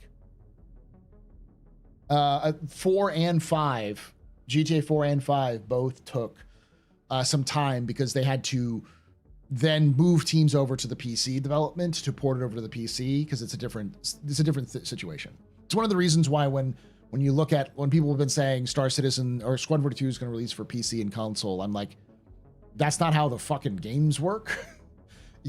Games work on PCs, do not work on consoles. You need to actually port them over and take some extensive changes to make them work sometimes. I don't care how similar they are. There's definitely some work you need to do in those sorts of things. And they don't have any teams to do that. So it's unlikely. Do we know if Squadron 42 will be on consoles? No. I have some new information about that, which I'm holding on to right now because I was asked not to talk about it for a short period of time. But I can say without a doubt, based off of my own experience and based off of everything I've heard, Squadron 42 is not coming to consoles yet. There was no like confirmation that it'll never come to consoles, no confirmation that it's like it is going to come to consoles, just it's not coming to consoles at release.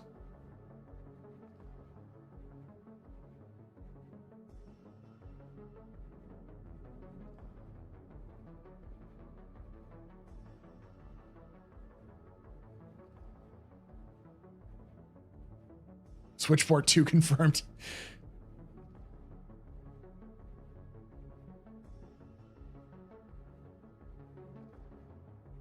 Sandy never confirmed anything about Squadron 42 on consoles. The thing that Sandy said was something about PlayStation, and then everyone assumed that she was meaning that she was implying that Squadron 42 is on PlayStation.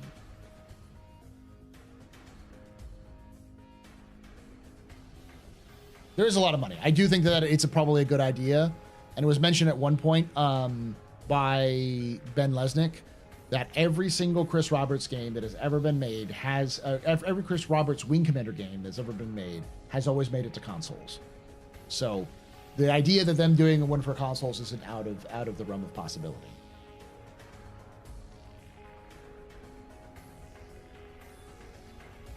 Will we get base building this year? I think so. It depends on what CIG wants to do, but I am leaning towards CIG likely doing, instead of doing a big extensive game base building, like being able to build like huge bases and the space station, they're probably going to go with a handful of things you can plop down, which won't be permanent and will be erased every patch or so. Like there's no progression on the bases. And it will be minor stuff, like small drones and stuff like that. PC is generally only harder today due to the large range of chipsets and hardware. It isn't so much different that it's fundamentally different. There's a lot of differences in ports, and there's a lot of other bureaucratic and other things you have to do. Small resource bases, basically. Yeah. A shack and some things you can do to pull things into that shack to make things.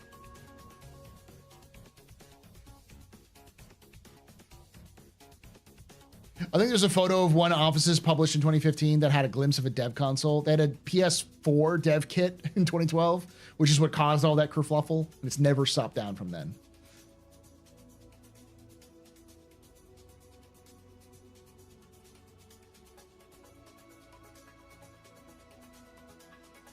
I will say what they're planning on doing with Squadron 42's release is actually a smart move. Honest to God, when I heard it, I was like, didn't expect that from y'all, but I think it's a good idea. I think it's a solid idea. It's a bold move. It's an extremely bold move on CIG's part, but it brings it more in line with pretty much every other PC game out there, in my opinion. It'll make it a lot easier for you to get Squadron. I'll just say that. Lore Shack. It's the Lore Shack. Lore Shack, baby. Lore Shack. Baby, Lore Shack. Yeah. Now, I'm curious. It was one of those things that blew my mind away. Like, that blew my mind. I was shocked when I heard it. Because I was like...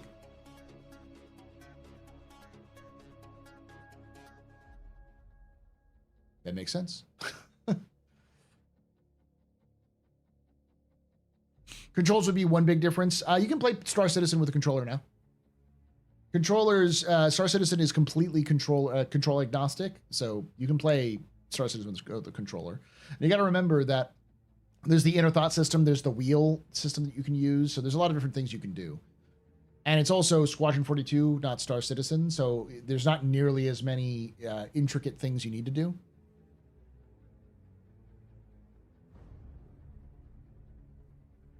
What's new? Hey, Chops, a lot. You've missed a lot. Is you gonna leave it there? Here, I have to. Like, it's one of those things there. I'm not gonna be able to talk about it because I told not to talk about it, but keep your ears open. I will start talking about it in about 3 months.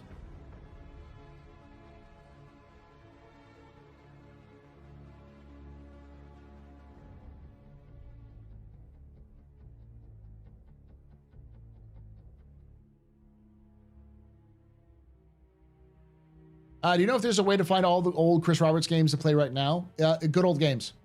Good Old Games has all of the original Wing Commanders. The only one they don't have is Freelancer, and I don't think they have Starlancer. But you can find those pirated on the internet. I'm not even going to say pirated because Microsoft doesn't support it anymore, and you can't buy it otherwise, so. Origin has them all. I don't know if they work on Origin, though. Because last time I got them on Origin, and they never worked properly. But GOG's DOS emulator worked for it.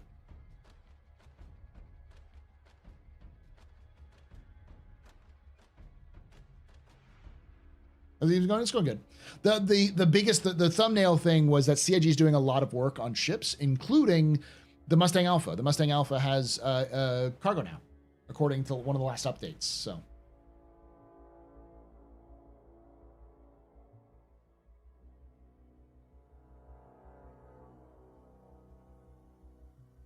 I'm honestly surprised. It's one of the reasons why whenever I hear, like, oh, well, Pipeline said, it's like, I know so much shit for CIG. Here's the thing, and this is for any CIG, like, manager who's watching this after the fact or heard the fact. Y'all leak like a sieve all the time. The fact that because I know, I've talked with other other fans and other, like, content creators who we've talked about, like, wait, you heard that too? It's like, yeah, I heard that. It's like, why is CIG talking about this? They're talking about this as if they want us to talk about it, but we don't feel comfortable talking about it because that seems pretty fucking internal.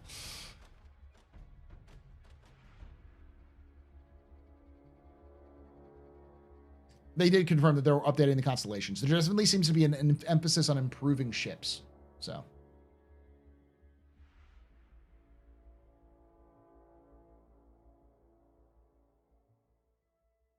The fact that all of these things happen and, like, I never hear about them on Pipeline goes, does Pipeline actually have fucking sources? It's like whenever you hear, like, rumors whenever I hear the words leak and Bar Citizen at the same time, I'm like, just throw it away. You might as well just fucking toss that in the trash, because anything that's said at a Bar Citizen is not a fucking leak, and you didn't hear anything exclusive in a Bar Citizen.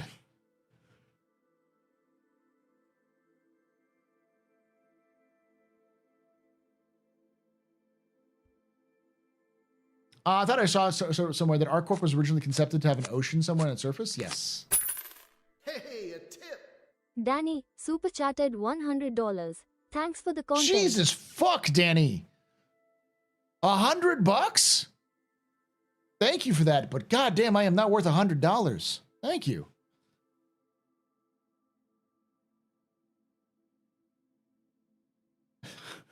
Danny with the big bucks. Yeah, thank you.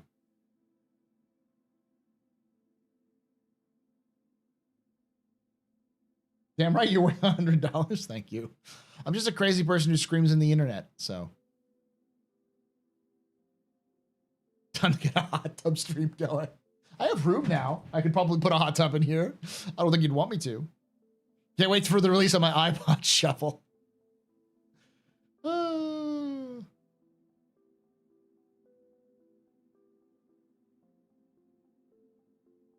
Thank you for that. I'm still not going to talk about it until Q2, though. I'm going to talk about it after 4.1 is out. The reason why I'm holding off on that is because I want some time to settle, because I have heard rumors like this in the past, which have turned out to be like plans that then fell through. So that's the reason why I don't like, every time I hear something from somebody at CIG, I don't run off to the fucking forums and just be like, this happened, because I know from experience that 3 months later shit could change. Because like what they tell me is this is a plan of what we're doing, and it's not always going to be 100% perfect when it actually gets implemented, because that's how video games work. And typically, if I hear it, sometimes, at least I say typically, but it's like at least sometimes, more often than not, I will say, within like a couple of weeks, everyone knows about it anyways, because CIG just, it tells everybody. That was meant for the AstroPub only fans. I've joked about this in the past. I will open up an OnlyFans account and it's just gonna literally post fans.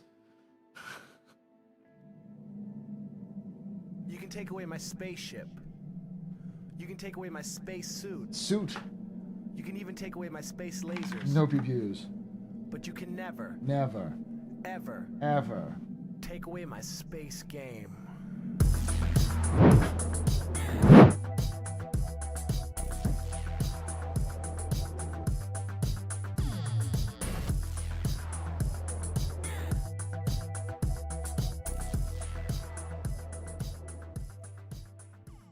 Gifted Lunam, a membership. Luna Maria celebrates 15 months of membership. PA $50 $100 Supercha has nothing on my free Supercha milestone yet. Thank you so much for that, Luna, for that 15 months of membership. You're a very important part. We're very impressive of any pedestrian. This is your fault. You're drinking tonight. Shots and cheers in chat, y'all. Shots and cheers. For those of you who don't know, what I say is thank you. You're a very important pupper, very impressive pisser, very inebriated pedestrian. This is your fault. You're the reason why I drink at night. So you're a VIP. Get it? VIP in the pub. When operator modes? Like 3.16? Operator mode's been around for a long time.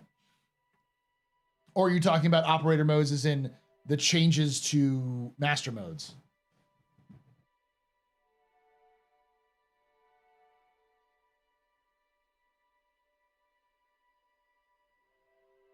It's getting more stable. The issue right now with 4.0.1 is its missions.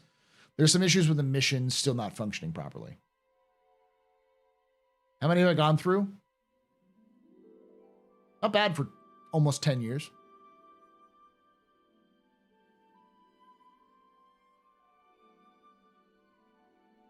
Gotta admit, I'm still wrapping my head around what they want to do with the upcoming module modes changes.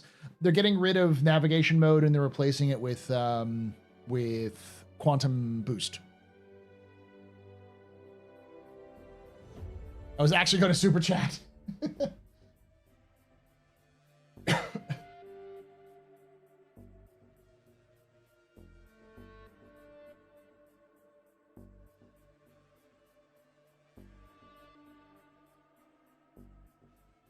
Oops. You okay, Luna? Luna is currently trying to wrangle her tiny baby, so I do not hold it against her. You are in the first month of baby, so I fully expect like consciousness to be somewhat lucid. Feels like 4.0 was slapped together with Elmer's glue and duct tape so they could finish it before the end of the year, and it's starting to fall apart. I disagree. I think it's the thing is that the experience of server meshing is really good. The game's base core functions. What it feels like is they rushed everything else outside of server meshing.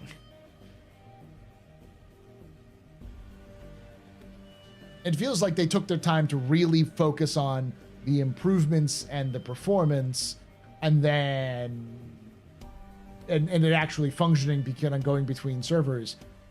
And then they were like, fuck, we're out of time, push it.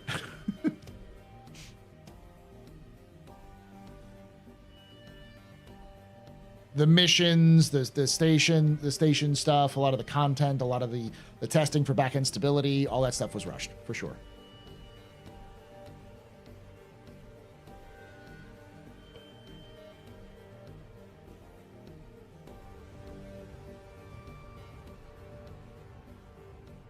I think some servers are getting really overloaded too. Again, I think it's a back-end service issue. About that ocean, though, on ArcCorp. Planetech V5, maybe the idea is scrapped. I think we'll see it again. Because they have the new ocean, like waves and like water physics they've done, which works. I think it's just about a matter of ArcCorp itself is, from what I have heard, this is sort of like from a secondary source, is that they're completely scrapping ArcCorp. So the system that they use, the stuff they use to build ArcCorp is so old that it is pointless to rebuild, pointless to try to fix. So they're not going to even touch ArcCorp until they have a new system for the planet itself, something for like building generation. So it'll probably be Genesis at some point.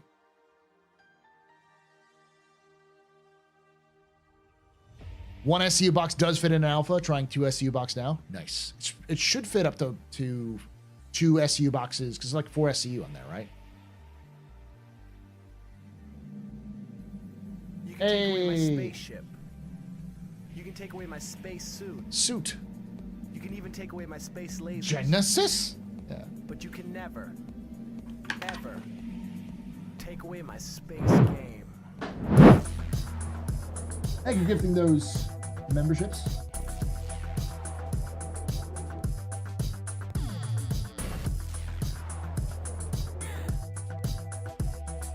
Genesis.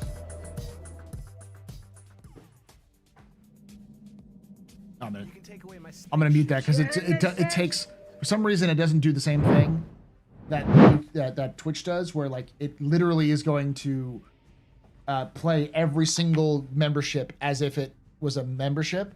So it plays the gift membership, and then it plays every individual membership. So it goes off 6 times.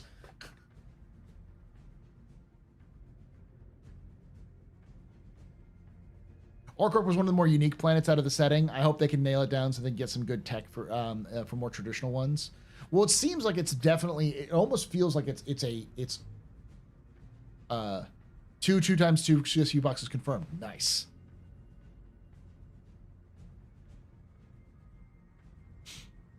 I can't wait for them to make performance worse at Area 18. It'll probably be better. The thing about it's what seems like that's the goal. Probably not this year, but probably next year for that goal, is that they talked about the depths. And I don't think they'd be planning out a conflict zone or contested zone style like dungeon. It's not a PvP dungeon, but like a PvE dungeon in ArcCorp if they didn't have an idea of what they're going to do with ArcCorp. It just probably don't have it fully fleshed out yet. So they're planning on doing this in ArcCorp, but they want to do it around the same time as they're doing a bunch of the big buildings and such. Though CIG has said that they want to decouple content from technology, so we'll see. Thank you for getting those memberships there, Tealies.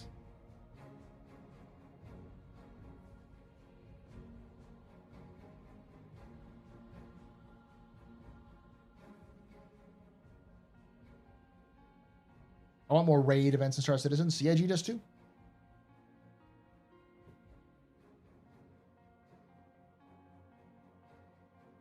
I will say, for those of you who are newer to Star Citizen, welcome to the slowest time of the year. Between the end of the year and like February is pretty much dead. We're probably more active now. It's probably more active now than it has been in many years. Since the first Xeno threat, the very first event mission happened, was around this time.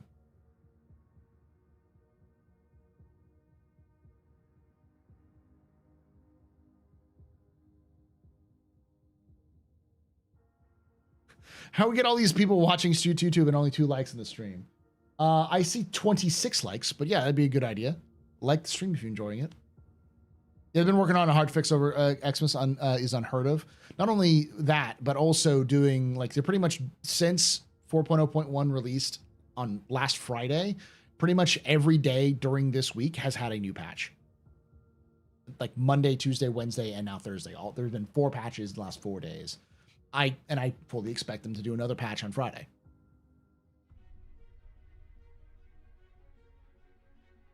July is pretty quiet too. It was pretty quiet too. July is the second biggest, is the second slowest time. I say July isn't as slow because in January, a lot more people are raring to go because there's more content leading up to it. So people are like, oh, it's great. And they feel it kind of hits the skids and they slow down.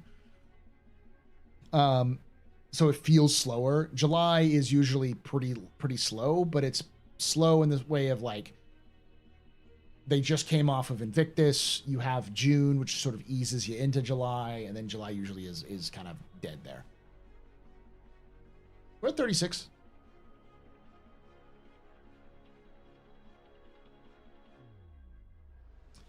What are you thinking for Defense Con? I think the Ironclad would be my guess, based off of their statements they made that it's already in production.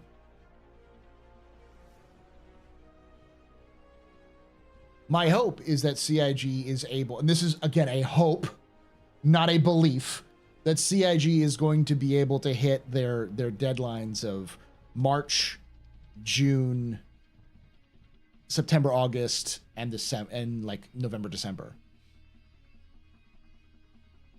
Because if they can get a patch out in March that has mission content, you know, some stuff. I'm hoping for engineering, but I would settle for like another Overdrive-like event. Perseus by Invictus or my Hopium in my lungs. I mean, it could be. I thought that would be a perfect match. So like them shooting for that would make sense. But it also seems like there hasn't been statements on the Perseus, but there has been statements that the Ironclad is in active development. So yeah. BMM ever? Yeah, after 1.0. It's not a 1.0 release. Hey, bartender, I'll have what you're having. Rails the line of Hopium.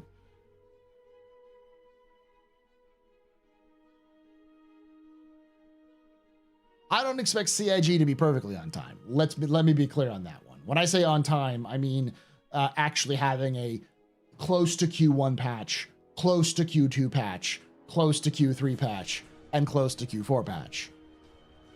Like we used to have, where like the Q1 patch would be released in April rather than March, and the Q2 patch would be released in June rather than, you know, May. Or usually that's sort of on time because of the Invictus. And then you have the Q3, which is usually released in September, not August.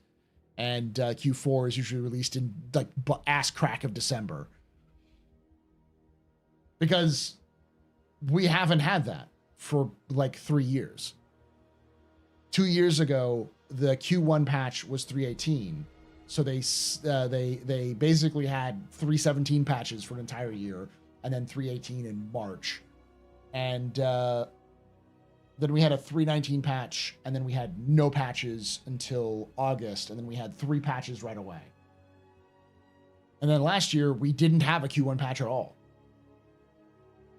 We had a Q2 patch, which was 3.23. And then the other half of 3.23 became 3.24, which was a Q3 patch now.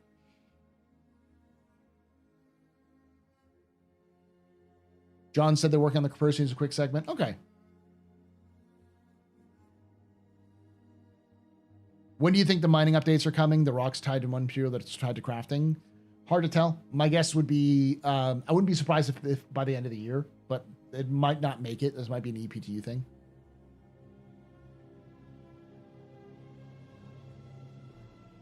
Uses a lot of players' assets, no? Yeah, it does.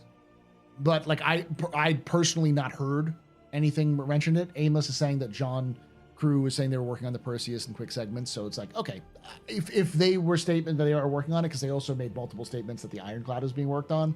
So I could see them going absolutely balls to the wall. I could see them being absolute mad lads and getting the Perseus and the Ironclad out at the same time. I don't think they would or should, honestly, but they could. Because they're basically 2 ships in the same size category, which they never do. They never release 2 ships in the same size category Well, they do, but it's usually small ships is the only one. They've never released 2 medium ships side by side, 2 large ships side by side, nothing like that.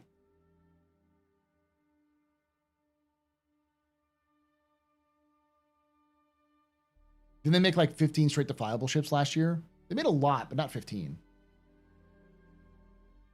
Hey, Scape. Sig, if you are focusing on improving ships, gimme Rocket Shrike. And improve the Tumbril Storm. Yeah. When will the Red Festival start? When is the Lunar New Year? It's in February, right? Or is that March?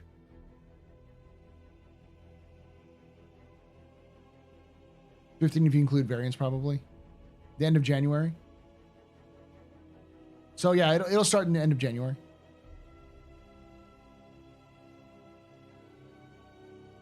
January 25th? Okay. We'll hear more about it next week. They may also skip the Red Festival this year. We'll see. Because typically we have a bit of the community has a bit of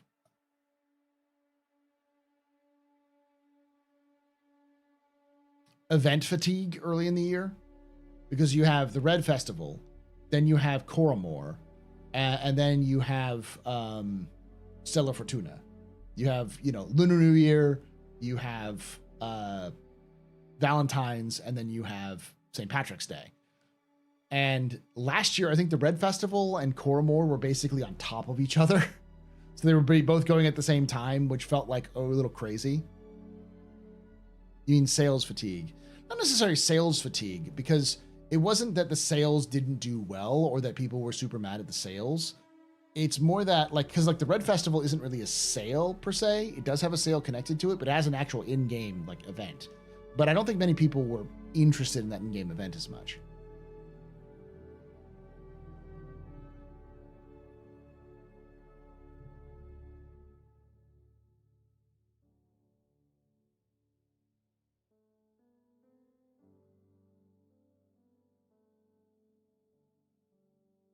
When does Razer typically go on sale again?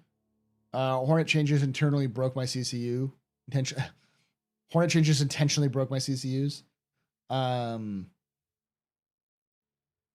to tell, but probably the earliest one would probably be Invictus.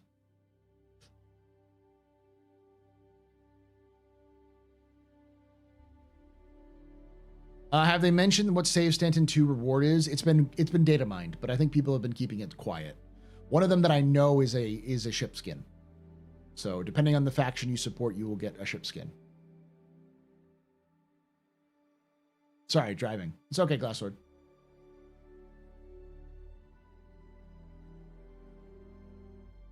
I'm still waiting for the elusive motorcycle tech. You and me both. Listen, I'm completely okay with CIG taking all of the major kind of new tech that they want to develop and just saying, not this year. I am entirely okay with no new technologies being developed in 2024, 2025. Just let them focus on making the game not shit, making content for the game right now, and developing those things in an EPTU, and then just testing that on the side. If that means no Ranger and no Maelstrom and no engineering or anything else like that, that's fine. Did I read the Guardians article on Star Citizen? No, and I'm always skeptical, especially when the mainstream media does content on that. What kind of article was it, Tealies? Was it an article on this is what Star Citizen is as a game, or was it Star Citizen is actively trying to skullfuck its employees, like has been going on forever with the media?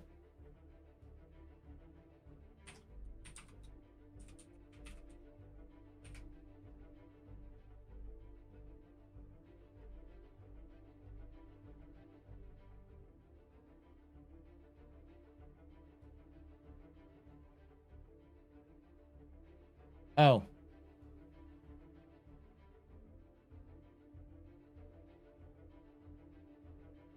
Yeah.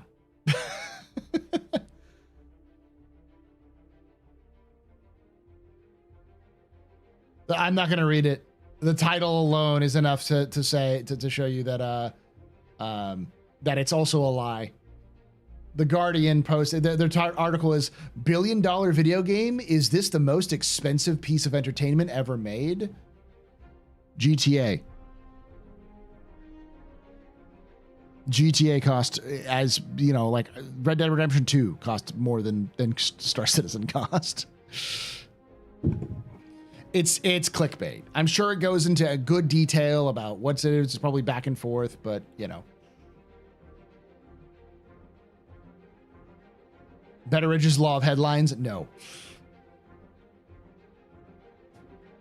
You gave some legit sound bites. I don't doubt it. Guardian isn't too bad of a news source, but when you have something like that, I've been quoted in PC Gamer before for Star Citizen, way long ago, 2015. But and the person who covered Star Citizen back then now covers tabletop games. So.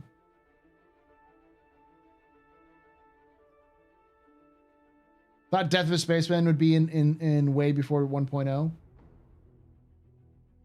Even dynamic server meshing. I mean, we might see DSM for like this year. But why do y'all think 1.0 is not coming out this year?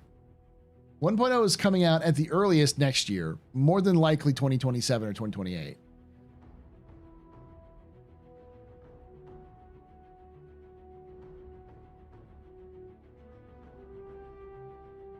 I've been quoted in police reports and in court.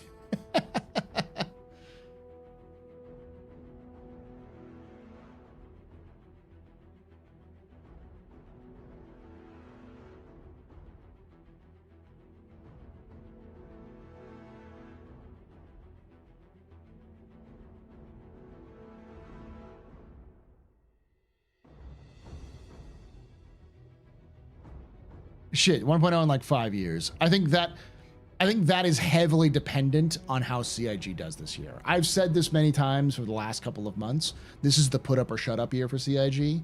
CIG now has all of their major technologies in.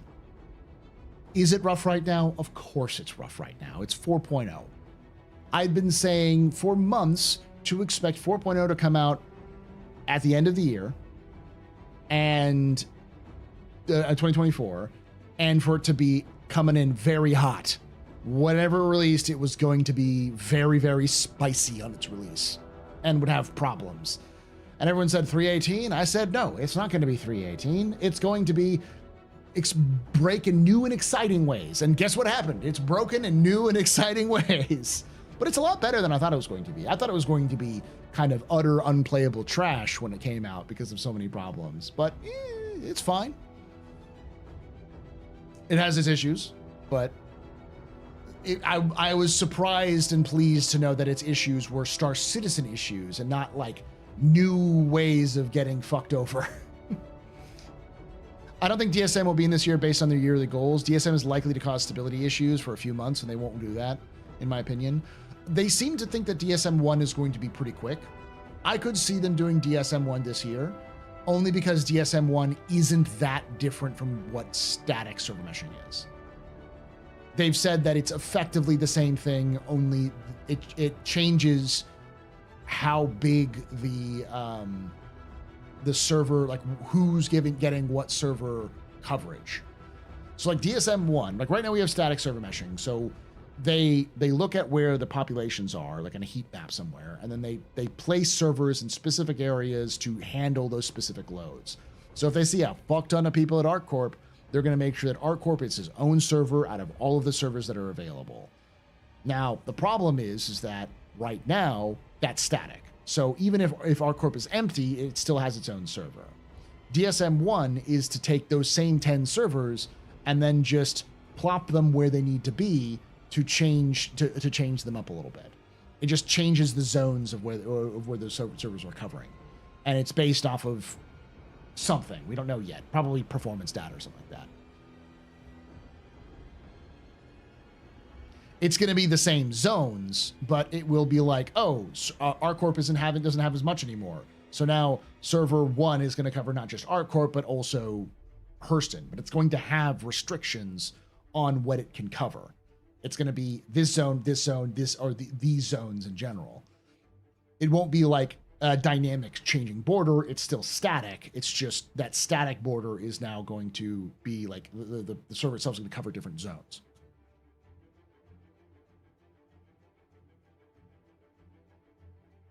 That's what they said. That's DSM-1. And then DSM-2 is actually the stuff that like dynamically scales based off of location in specific space.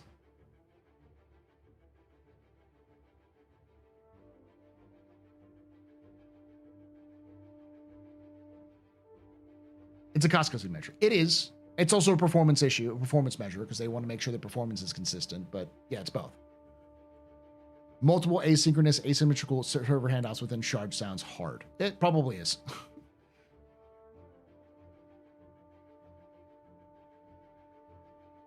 And I would almost guarantee you that DSM-1 version 1 isn't going to be automatic. There'll be a system there, but it's going to require GM to monitor. So the system will be in place and it will indicate, hey, we should probably switch, but it may require a human to like actually click the button to go, yep, switch.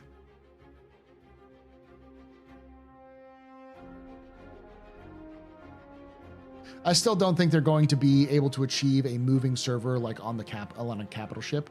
They can. They almost certainly can. The issue is less can they do a moving server, because it's more of them doing that is not a technical issue as far as I understand. They can nest servers and have already. The issue is more, is it reliable in terms of like, does it actually cost cut issues? Yeah, it's the edge cases that's going to be the problem. Like that alone, because how do you deal with a server handoff of a ship? Say if you're inside of a capital ship and then you go out of the capital ship, how does that server handoff happen? And will it require the server to be like the ship to be static, to be stopped? And is that even effective? Because the issue isn't necessarily, hey, we have too many entities. It's a combination of too many entities and too many players trying to call those entities at the same time.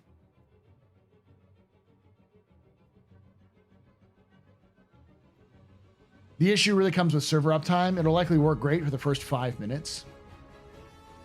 Not really. I mean, servers have been doing pretty well. I would say the servers do fairly well with very little issues for about a week. And then they need to be culled and reset. But CIG is trying to extend that time for as long as humanly possible because they want to be able to have those times they want to push the limit to see how long they can run it before they have to reset the servers. That server then passes through multiple servers and multiple object container relationships with its crew inside. Object containers already function like that now, though. That's why when you're on a ship and the ship is traveling through space, you don't get just like yeeted to the back because the gravity inside the ship is being registered under that object container. They can even subdivide a ship into individual parts because each part is its own object container.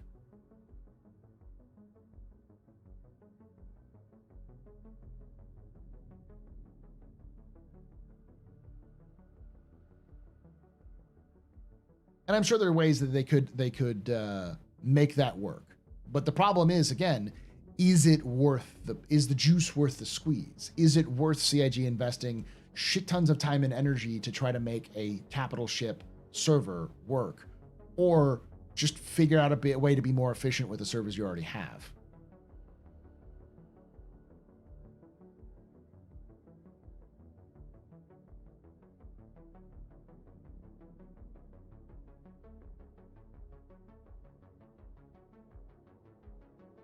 Star Citizen servers are already not just a normal container. It's not like the boxes from CitizenCon 2023.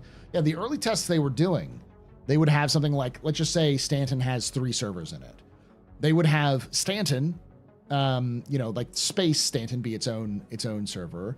They would have Microtech and like Yella in their own server. So they didn't even have to be touching. They didn't have to be near each other, but they were being handled by one server.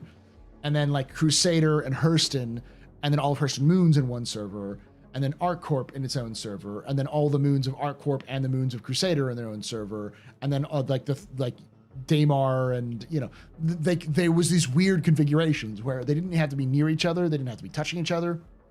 They just that area was now under control of one server. Someone mapped out the servers in 4.0 preview. Gonna throw it on Discord. Okay, I'll pull it up.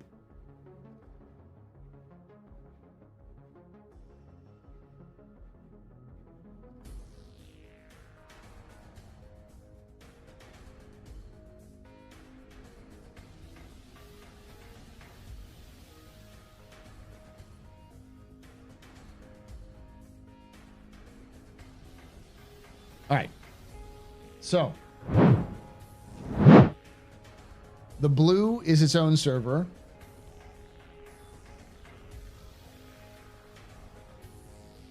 So Stanton Space, Pyro Jump Point, Magnus Jump Point, Terra Jump Point, Air, and Halo. So the blue were their own servers. The green were their own servers. Notice that the green is not all the same. And the yellow are their own servers. And then red is their own servers.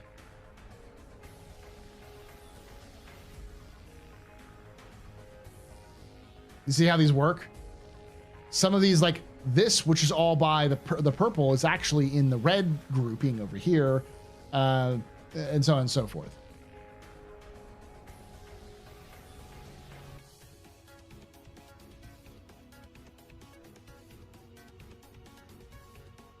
The problem I see is that they're trying to get people on board to fund the project, but at the same time letting servers degrade to an unplayable state.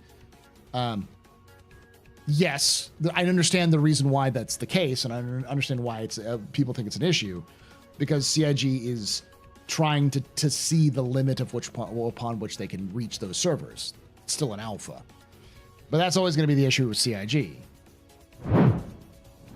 They have an alpha product that they're trying to raise money for. So they're still testing a lot of features that they don't already have. They don't have. They want to get. But at the same time, they can't.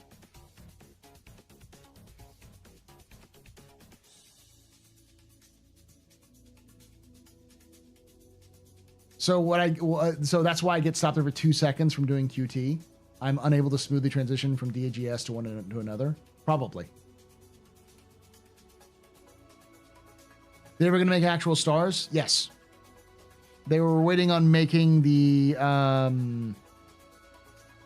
what's the illumination system they're working on? Single point illumination or something like that? They have it working internally, but they didn't want to put it in 4.0 because there was already so much shit riding on 4.0 that they delayed it for later.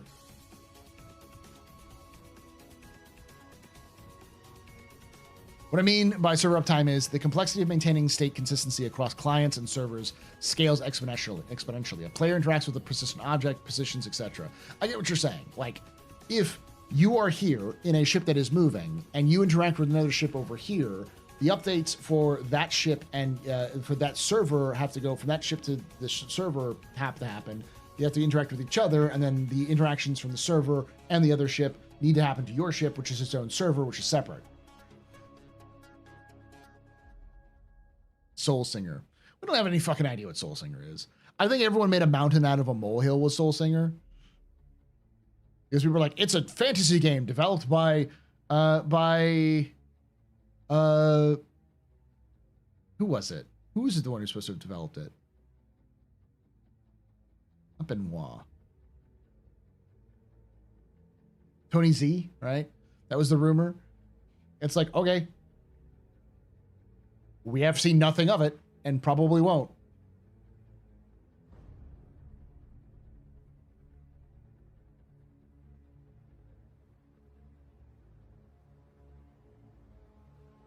Tony Z doesn't sing nor have soul.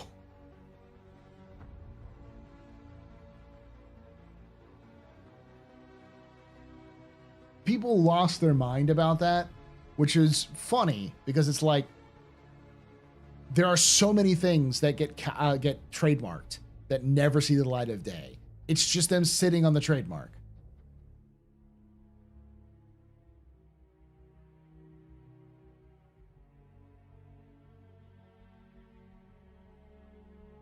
It was likely some sort of game. We don't know what kind of game it was. And if it was a side project, a spin-off project, it may have been something like Tony wanted to work on it on his own. Chris said, if you want to stay on, Tony, we will pay you to stay, because they want Tony to stay on because they keep things going. And Tony said, I will do this only if you let me work on my side project, and doing that sort of thing. That would be my guess.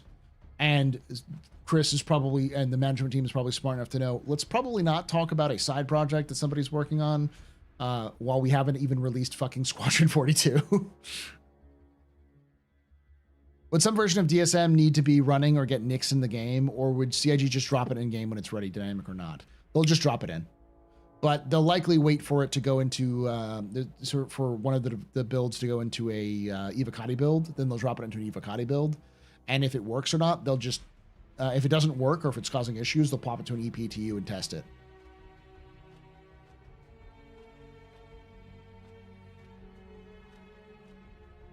No, if you read the trademarks, the trademarkers, if you read how the trademarks are written, they have nothing to do with AI. They're games.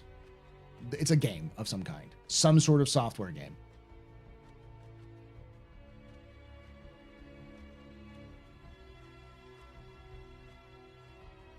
I think, yeah, DSM would probably help, but I'm sure CIG would go ahead with adding nicks without dynamic server meshing. I don't think dynamic server meshing is a block for nicks. It would just make it easier for them to deal with nicks, because adding an additional 5 servers to a mesh would probably be a lot.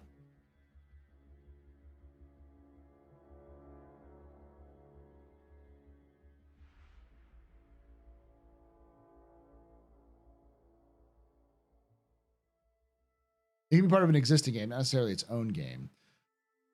The way CIG files trademarks, none of the things they file have anything to do, especially if it was a video game. It didn't seem like it was a software for a video game. It was a video game itself. The way it was written is very clear that it is a video game.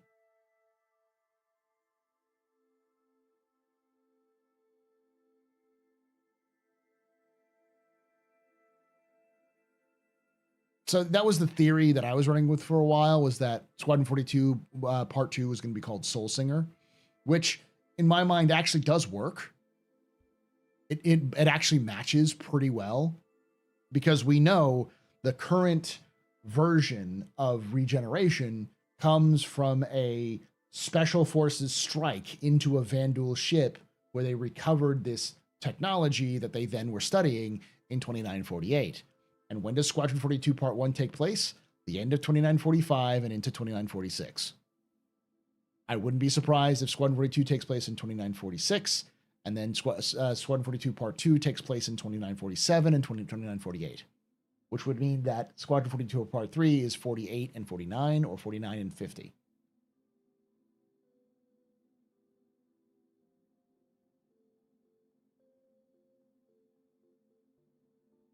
Guitar Hero but Squadron 42.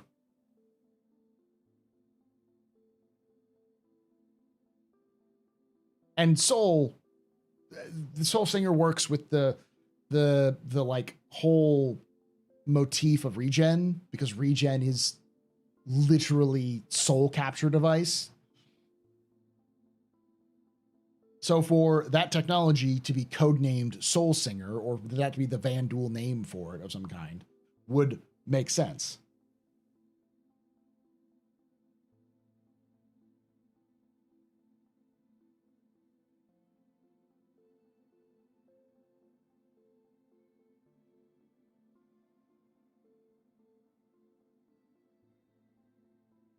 I don't know if we'll ever get Freddie Prinze Jr. and Matthew Lillard back. I'd love to see them back, but I don't know if they had a really good working relationship with Chris, as far as I understood.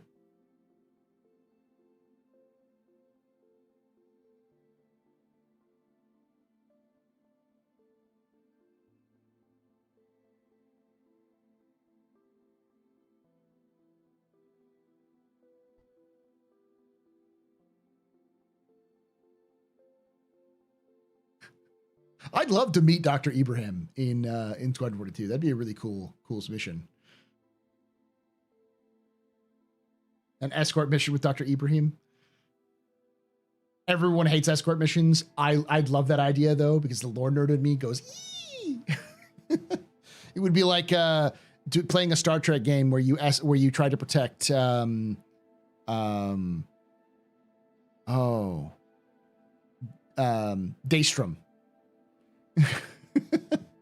Dr. Daystrom.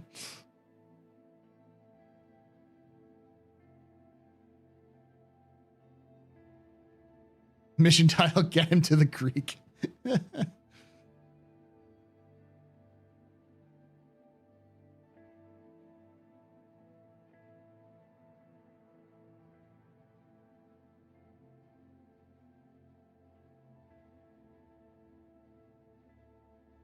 Right. Did I hear that right? Are you saying the regeneration tech probably won't be in Squadron? Almost certainly. It's definitely not in the first one.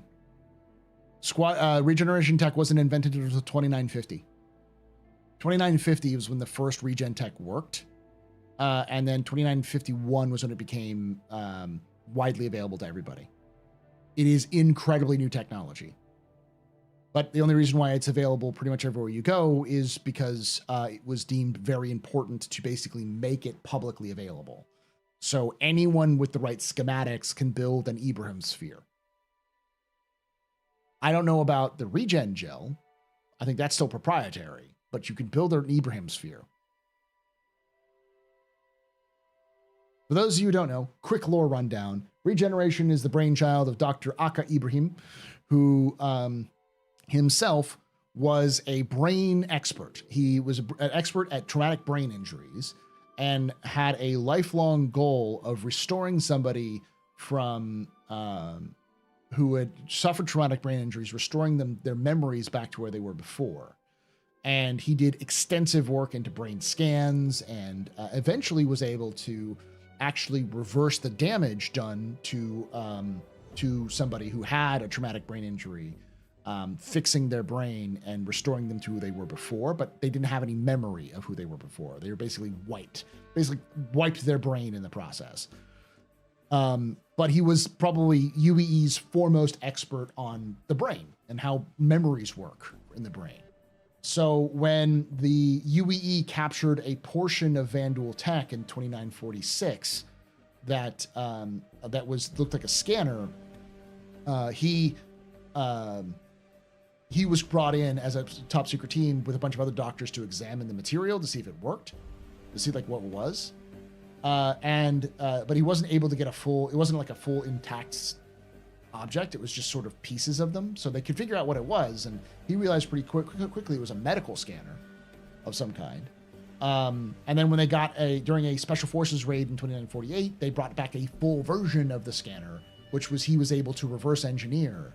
And he tried to use it to effectively cure somebody of traumatic brain injury from a previous scan, and it didn't work. But he did discover that it would store the memories and the personalities and everything for what somebody had on the sphere when you scanned them. And it created a updated real-time link between your brain and the scan through interspace in the same way that quantum entanglement works.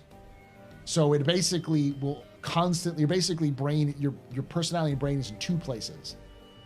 And they tried to regenerate somebody who was already alive with that scan, and it didn't work. So it doesn't imprint unless that connection is severed. When that connection is severed, then the whole brain, everything is stored and the personality is stored onto that sphere, and you can then download it basically into a new body. But you can't download it into a body that is not identical to the one it had before. If you tried to do that, it would just die. So, or wouldn't take. So you need to have an identical body, which is where Bioticorp comes in, because they were working on regeneration serum. My guess was part of project. I always forget the name of it. It's the content. It's the character creator. Persephone or something like that.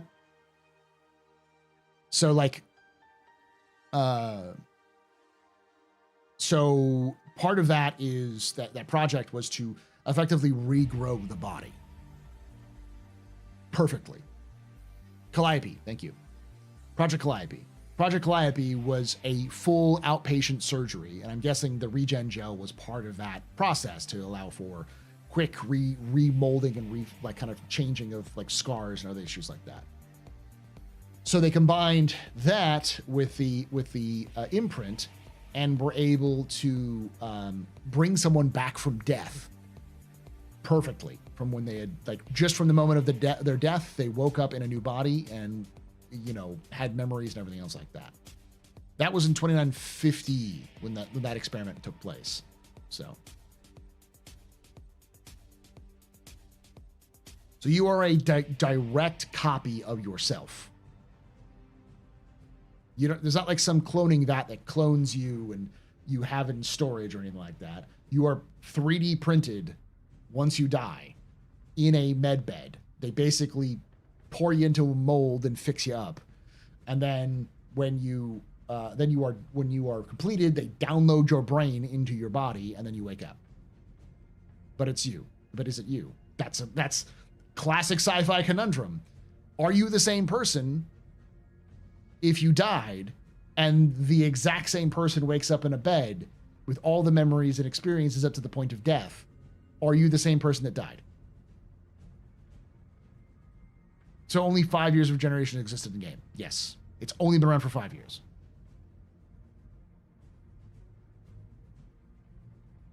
I'm not even joking. It is a lore question. It is a question that they've actually asked in lore, because famously there was an actor who was kind of a washed up C-grade actor who was in part of this forgettable action film, but part of his contract was no matter what happens in this film, he gets paid.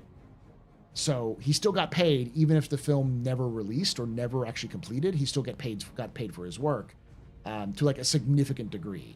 And the filmmakers were like, no, we don't want to do this, because one of the reasons why the film failed was because it was a story based off of a real life story of a guy who survived on an ice world for like months on his own.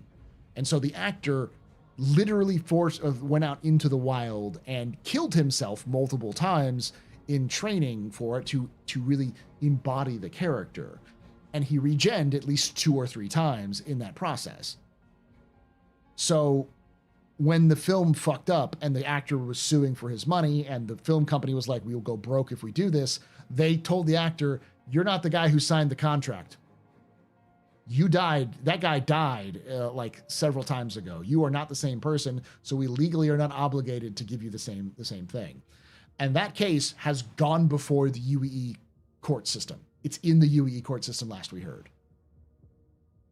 Which is a big deal, because I can guarantee you Hurston Dynamics is just fucking hurling barrels of cash at the court system like Donkey Kong in the first Donkey Kong game. Donkey Kong and Mario in the first Donkey Kong game. There are so many fucking yachts that the Supreme Court of the UEE has.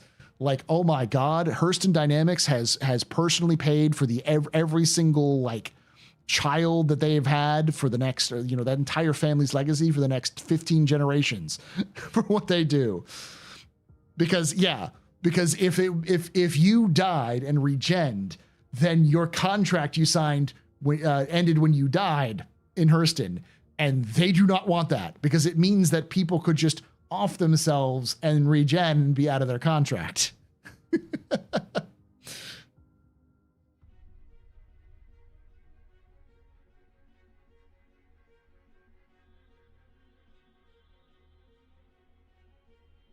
The Jon Snow gambit, yeah. Got this tech from Vanduul. So you kill a Vanduul, they'll regen somewhere really pissed at you. We don't know, because what we captured was the scanning technology, not the regen technology. It could be the same, though.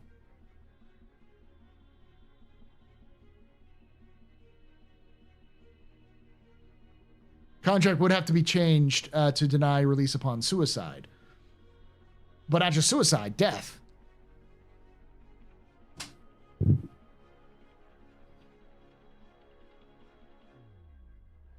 And yeah, as Tekna Okami pointed out, debts would be a thing too, because that would be an easy way out of debt. Because regeneration, it's not cheap, but if you get into debt so bad, it may be better just to backspace your way to debt-free society.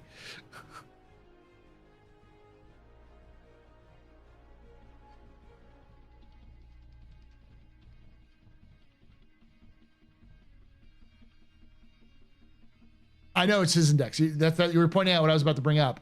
It literally still says in Maria Priya of Heart, your contract is still binding even if you regen.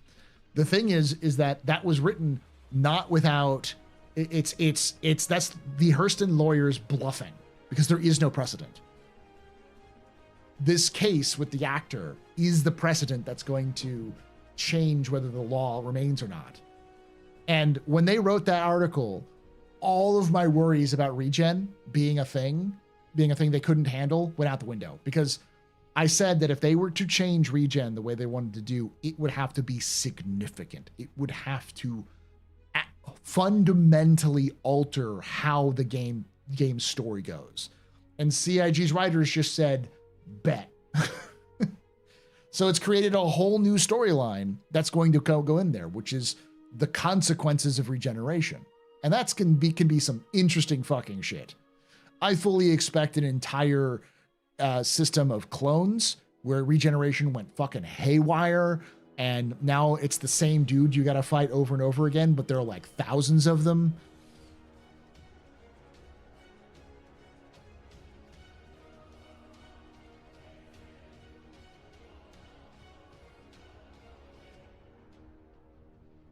Yeah, the Gary situation.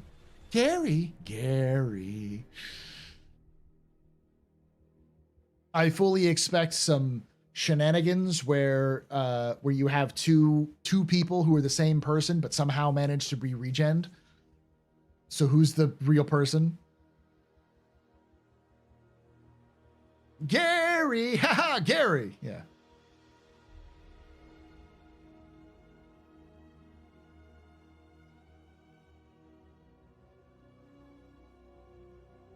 They did that in Altered Carbon. They called themselves twins. Yeah, but Altered Carbon has a stack. That's like, basically they copied the stack and put it into somebody else.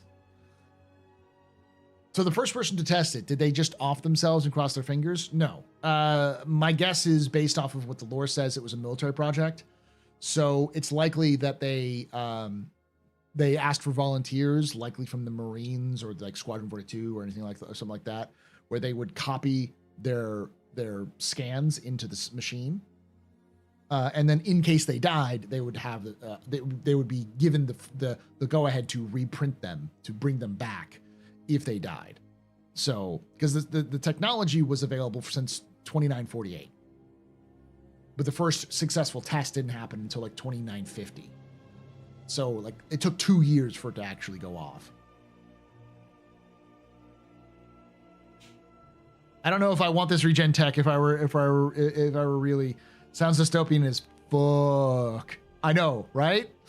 It's one of the reasons why whenever I keep talking about Star Citizen, the more I find out about Star Citizen, I'm like, Star Citizen is a dystopia.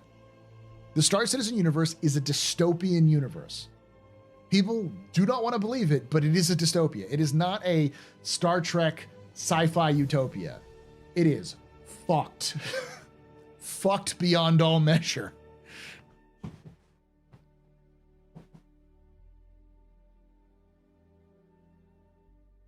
Hey, Knowledge. We're just talking about the regen system.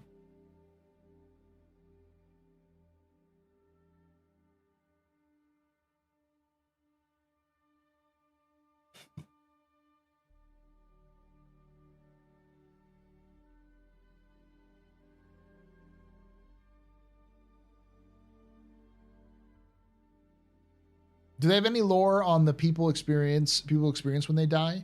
Yes, you wake up.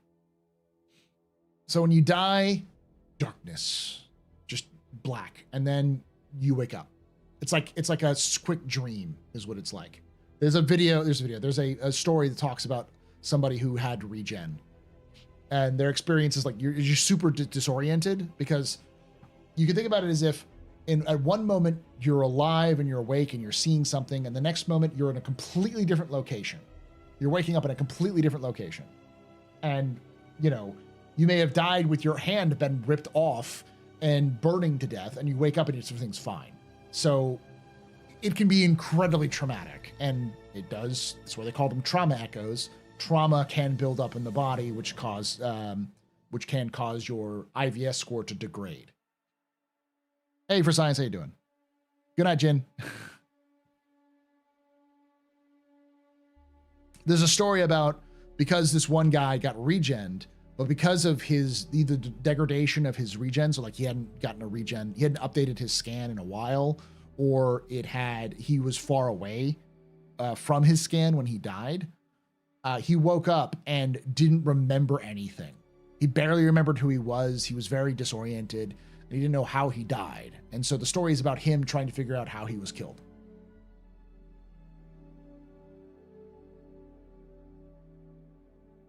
Fun fact, trauma really does damage your brain physically, IRL. This is unfortunately something I know.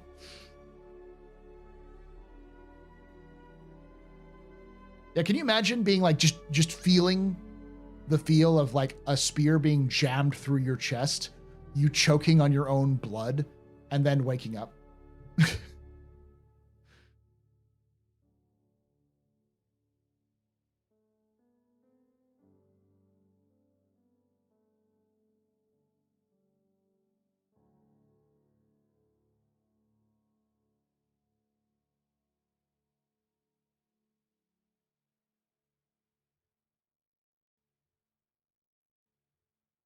Is there any lore about the cost of regen? Is it only something the rich can afford? No, it's relatively affordable, but it's still expensive.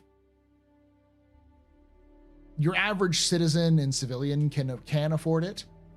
It really depends on a lot of factors. Like I've said in the past, every system in Star Citizen, and to a degree, every planet in Star Citizen, has its own laws and rules and regulations. So there's likely some planets which are more egalitarian, so that have things like they can cover your costs for medical bills and stuff like that, whereas other ones don't. So places like Hurston, for instance, all of your medical expenses are paid for. So every Hurston employee gets free regeneration. So when you die, you regenerate for free if you are a member of the Hurston Dynamics. Which seems magnanimous, but then you remember that they want to make sure their assets aren't gone. Why lose an asset over a perfectly good, over an accident?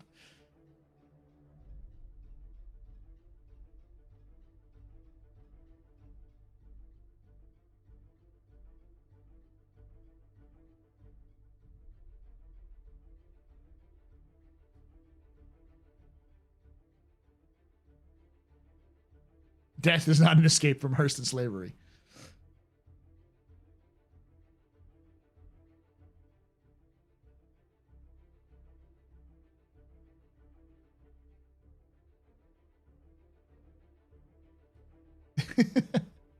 Hurston Dynamics legitimately spins this as a perk of the job. Free medical, including regen.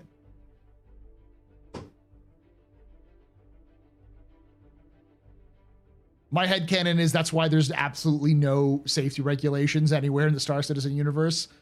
It took less than 5 years for the corporations of the UEE to be like, oh, so death has no consequence anymore? Rip up all of the safety materials. That's too expensive to maintain. Fuck you, Sposha. Hey, a tip.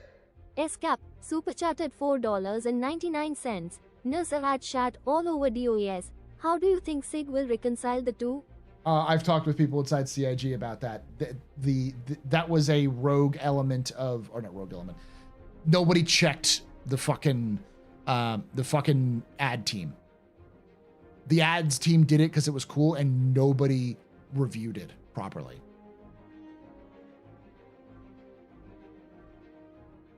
So the idea of regen is the answer is likely going to be played off as just a a really irresponsible ad by RSI. What was the question? So the question is, if you the NURSA ad, so the Ursa medevac, the ad was like regen was always the case, always the plan, and it's like the guy is getting regened over and over and over again. He mentions like millions of times. I've been regen thousands of times.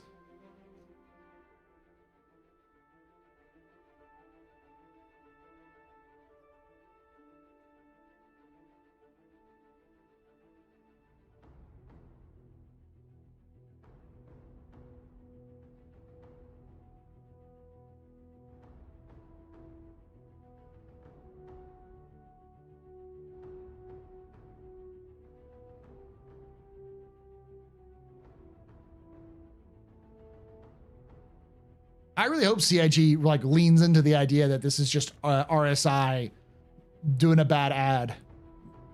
I'd love to see that like, you know, RSI takes heat for an ad that seems to imply that Regeneration is an immortality machine. I mean, the idea behind the ad was more to promote the gameplay that the thing created at the moment, not long term, but you know.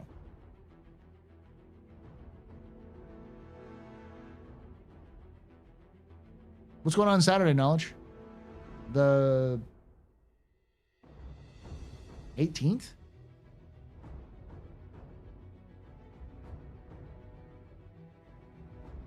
Oh, Daymon Rally. Right. I'll be interested to see that.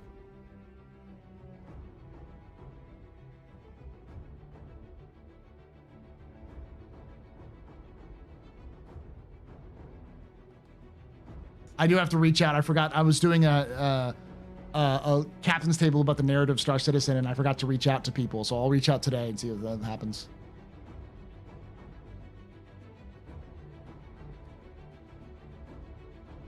First-hand witness to a crash retrieval program coming forward with a video of a crash retrieval. Oh, okay. That'll be interesting.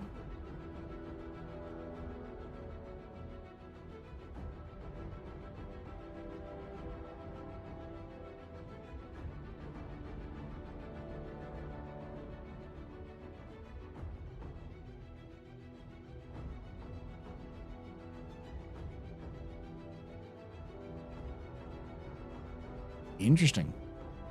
Then am I right that server meshing will be either amazing or such a cluster?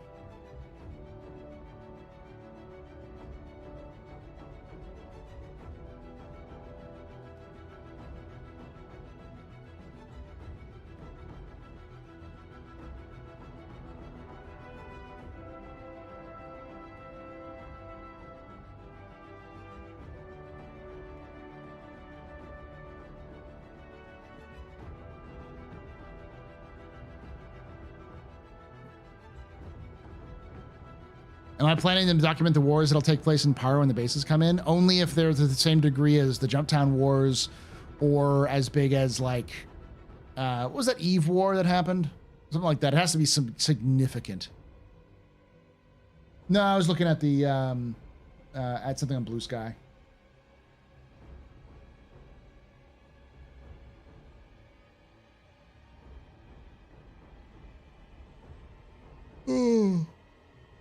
I hope more lore finds its way directly into the game. News feeds, videos, and game conversations between NPCs.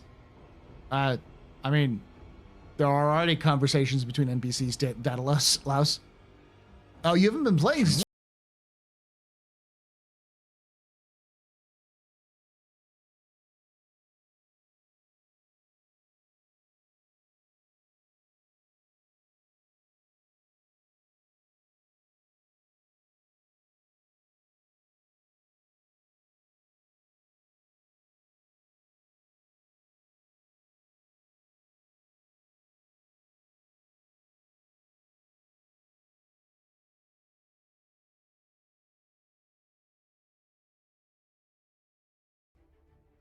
Angry PC, welcome everyone to Angry PC Tech. My name is Paul, Berserker01, Batman Shelley, your humble host and space bartender.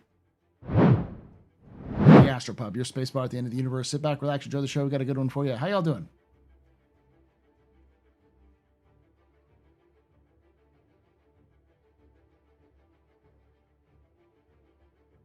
Not much. No, I've been a couple weeks at least. So yeah. So the NPCs talk to each other all the time now. Mostly in Pyro. It does happen in Stanton occasionally. I found it mostly happens in the cargo decks in Stanton. But yeah, NPCs talk to each other all the time now about lore stuff. It's crazy. It's super immersive.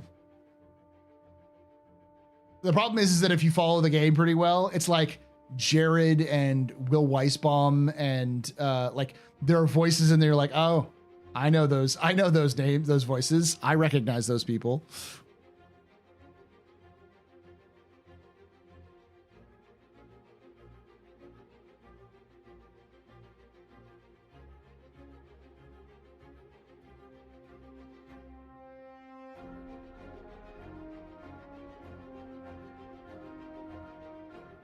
Yeah.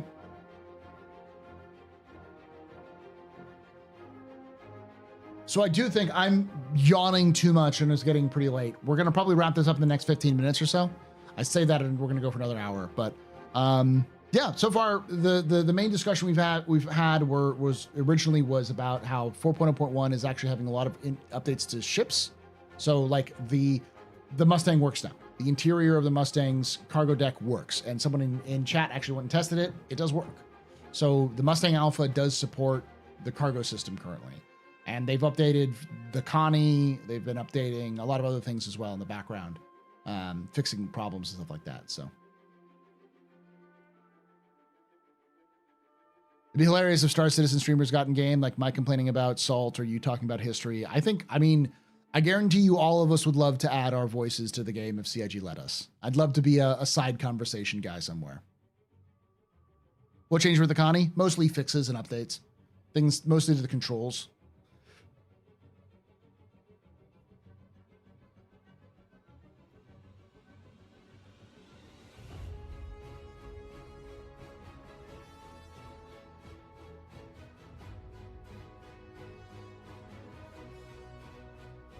Advertising in the UK has strict laws in regards to advertisements of any kind, also the Consumer Rights Act, Digital Goods Act, etc. I never put downer on things. UK government website Merkit and advert laws. Okay.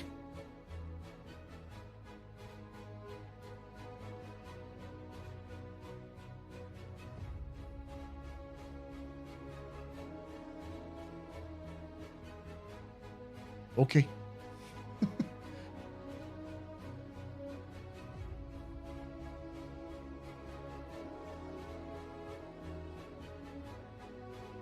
Morph criticizing a building's architecture.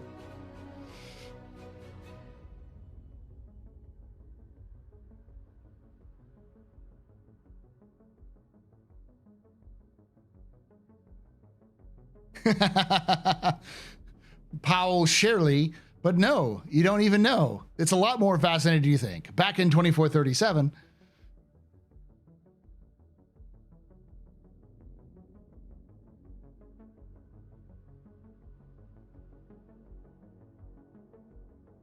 Interesting. I'd love to see them update the Mustang beta. I love that interior cabin, but it needs I love the interior cabin, but it needs love badly. They ruined the Mustang beta. They ruined it, and I will never ever endorse the Mustang beta ever again. It used to be have so much character and flavor. It used to be so cool. And then they updated the ship to kind of match in line more with what they wanted to do, and they turned the inside to worse than fucking Kleischer.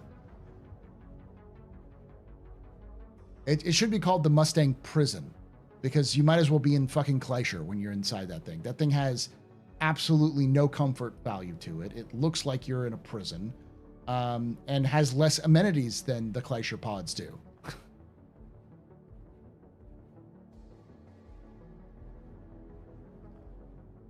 Oh, this one?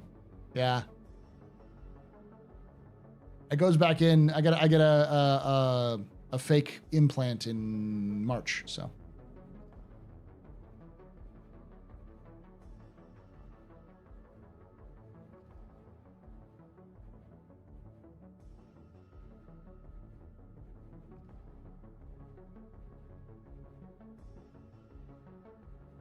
There goes things in the lower worlds. Goes good.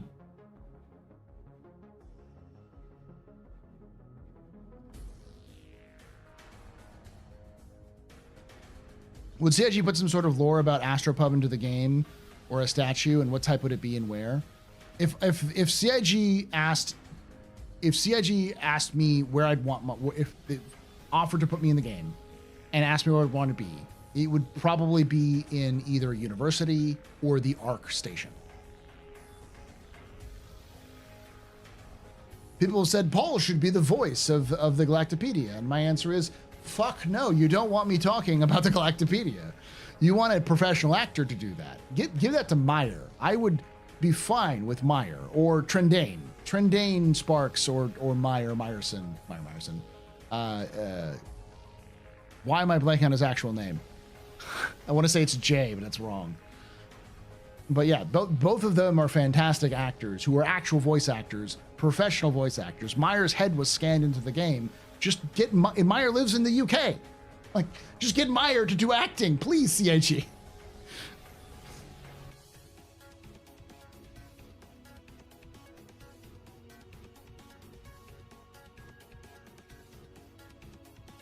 He's just over there. Meyer will do it for a discount. And everyone would lose their mind in the community if they're like, Meyer! And that'd be a great story to tell, you know? When someone goes, someone listens is listening to the Galactopedia, and someone goes, hey, it's Meyer.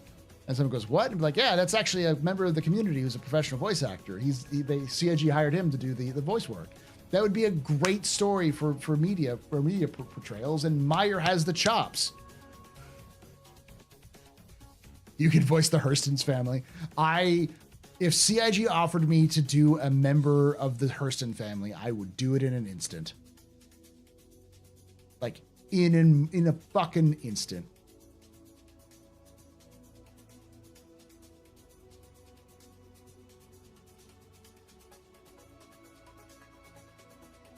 Meyer neither condorns nor endorses this idea of a discount. That's true. He could do it for full price. But I mean, I'm sure that if CIG approached Meyer with this, he would be enthusiastic about making it work. Meyer has a fantastic voice. His voice is very pleasant. It's very easy to listen to. He has a very solid London accent. He can do many different accents too, so he can make it very clear.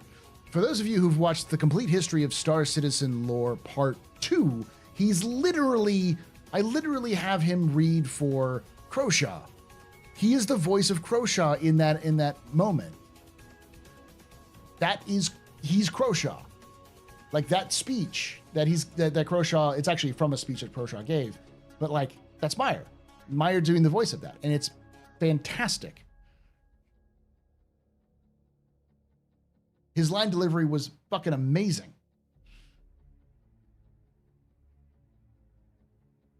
So you can imagine that not echoed, because I echoed it for the sake Uri echoed it for the sake of like, because it's supposed to be a speech, but yeah.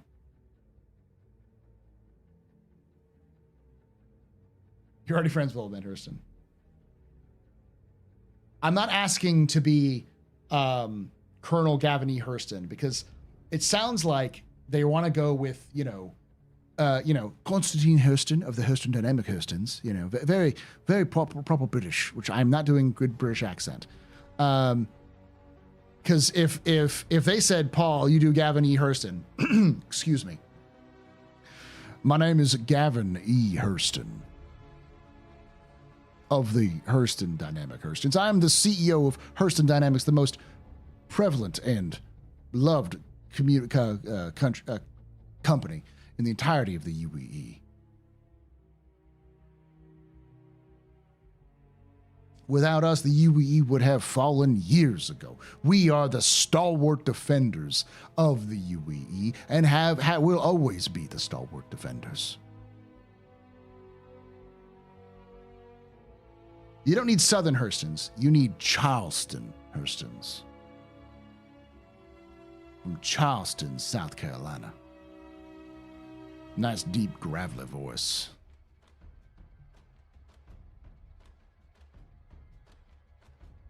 Honestly, that's better than most British accents attempts I've heard, and I'm English. You sound like Foghorn Leghorn. Yeah, Foghorn Leghorns is like kind of like that. You want to do the not the I do say. You want to go like a little deeper, right? You want to just accent it, you know. The workers should know better from the workers should learn from their betters.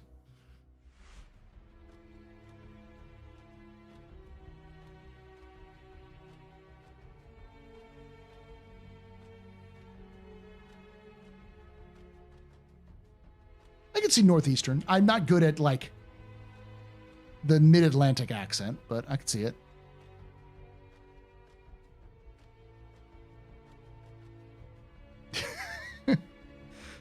You're not gonna no.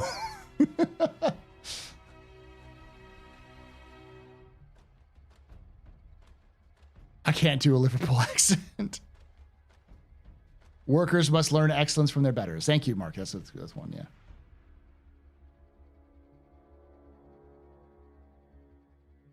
Have you not done voice acting before? Not at all.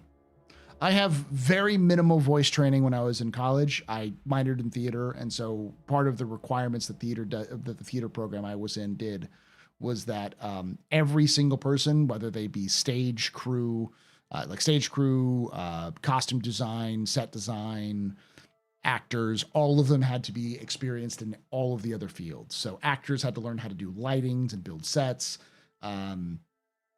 Stage crew needed to learn how to act, all that kind of stuff. So I didn't have a specialty. I tended to be a lot of support roles more than anything. Like I was often a prop master was my main job. But because the theater program didn't have a lot of men, I would often be pulled in to act every so often. I'm not a good actor. I'm okay, but I have enough experience to be dangerous. Enough training to be dangerous. I will say I went to the same acting program that why am I blank? Anson Mount went through. Okay. All right. The same people I learned from were the people who trained Anson Mount. Captain Pike himself. Who wants some noodles?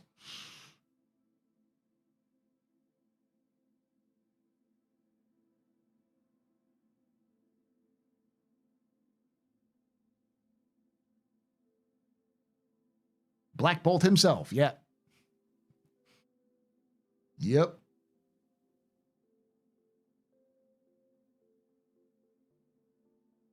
Actually burned a couch with a man.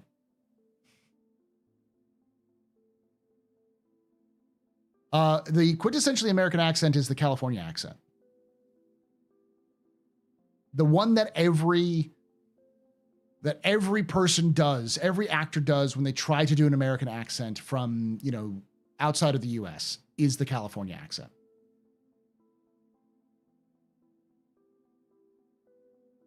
It's the Pacific Coast accent. Because everyone goes, oh, the California dude is like this, man. It's like, that's not California. That's like the valley. I'm talking about mostly the way I speak mostly is California. I have that accent because I was born there and raised there. But I was also raised by Texans, by a Texan and a Louisianan. So my vocabulary is different, and I also lived for the last half of my life in the South. So a little different.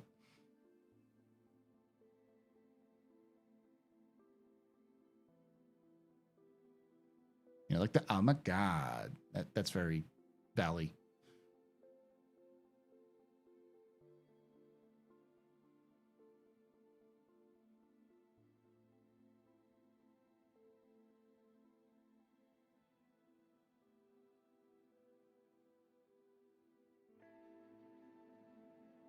Yeah, it's where all the big media is, which is why people go there. So as a result, people adapt to the accent there. The reason why so many accents have, I will say there's also a lot of actors who have a slight Vancouver accent. And that's because in the 90s and 2000s, British Columbia had a very, very massive filming industry because it was just cheaper to film in Canada than it was to film in the United States. because there's so many tax credits and other things you'd get from the Canadian government. So a lot of American production studios that were sort of mid-level to low-level American television projects were filmed in Canada.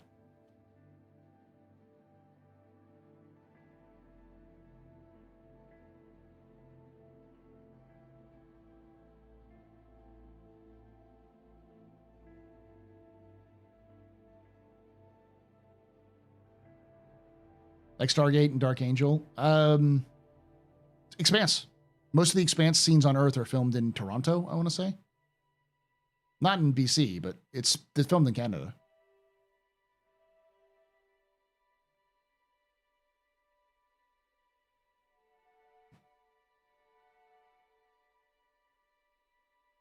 Like the UN building in the set they use for the UN building in The Expanse is the same building that they use for the VOT headquarters in The Boys. Like, no joke, the same one.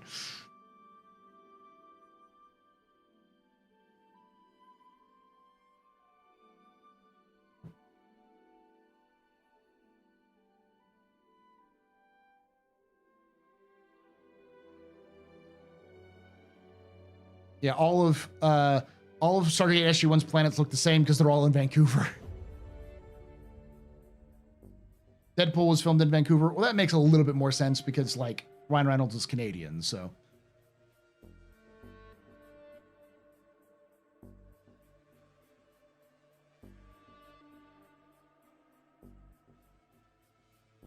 I'll be impressed if anyone can name the show writer that described Vancouver as looking like Boston, California. That's a good way of putting it.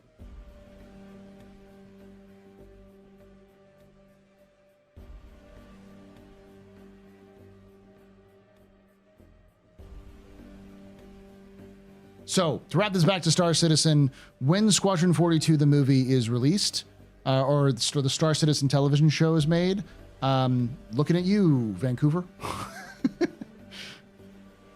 I fully expect the UEE Senate building to be that same big building in Vancouver or in Toronto.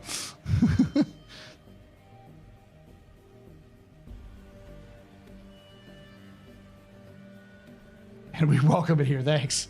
It's the closest thing y'all are going to get to a Citizen Con. Boom.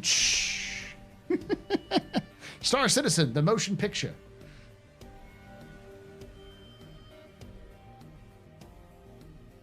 All right, y'all. I'm going to wrap it up. Thank you for watching. We're going to be live tomorrow with Loken. I'm going to try to reach out to a bunch of people right now to see if I can't get someone for the captain's table.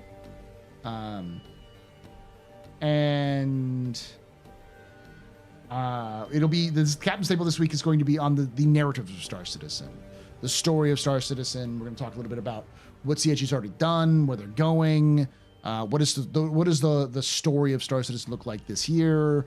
We've talked about narrative events, what those are going to focus around. If you watched the latest Info Runners, I don't know if we actually released that episode yet or not, but there's an episode we've done about that, which we'll probably talk about as well. So, and then on Sunday we'll probably do some another lore expedition. I forgot to post the schedule yesterday because I'm still getting used to the whole Wednesdays aren't a stream day. And then Monday, I will do a stream that's not a lore stream. It'll be not like a lore exploration stream like I've been doing in the past. It'll probably just be a gameplay stream. And then I'll be doing another lore exploration stream in next week. So trying to kind of alternate it every other week for the Astro Historian, because I'm going to try to get another episode out this week. If not this Saturday, then probably next week, so that I can have a video and then a live stream. So thank you for watching. Thank you for hanging out. Make sure you hit that follow button if you're on Twitch. Hit the like button if you're watching this on YouTube. Subscribe for more content and hit the bell icon to be notified when there's release. And of course, if you enjoy the Captain's Table content, make sure that you go to our new YouTube. We're actually close to getting monetization, at least the standards. They're saying that for me to get monetization, I need at least 500 subscribers. We're at like 420 subscribers there. So go subscribe to us there if you enjoy the content from the Captain's Table. That's where all of the Captain's Table content is going to live. And once that gets monetization, I will 100% be doing all of the streams for the YouTube side of things will be on that channel there. So if you want to watch it live, it'll be on that YouTube. Until then, it'll be here in the AstroPub Live until we get to there. Mostly because, and again, the money is nice. I don't do it necessarily for the money because I make less money than I would if I worked as a, like in a minimum wage job, just about, or, you know, like basic second job. But for those of you who don't know, if you don't have monetization, YouTube doesn't promote your content as much. So monetization, partnership is a huge step towards being able to promote your content on YouTube to get new eyes, because otherwise you may not even see the videos, even if you're subscribed, because it's not promoted there. So anyways, that's it. I will talk to y'all tomorrow when we do some Pub and Plays Fridays with Locan Plays. And like I say every time, hope to see you someday in the black.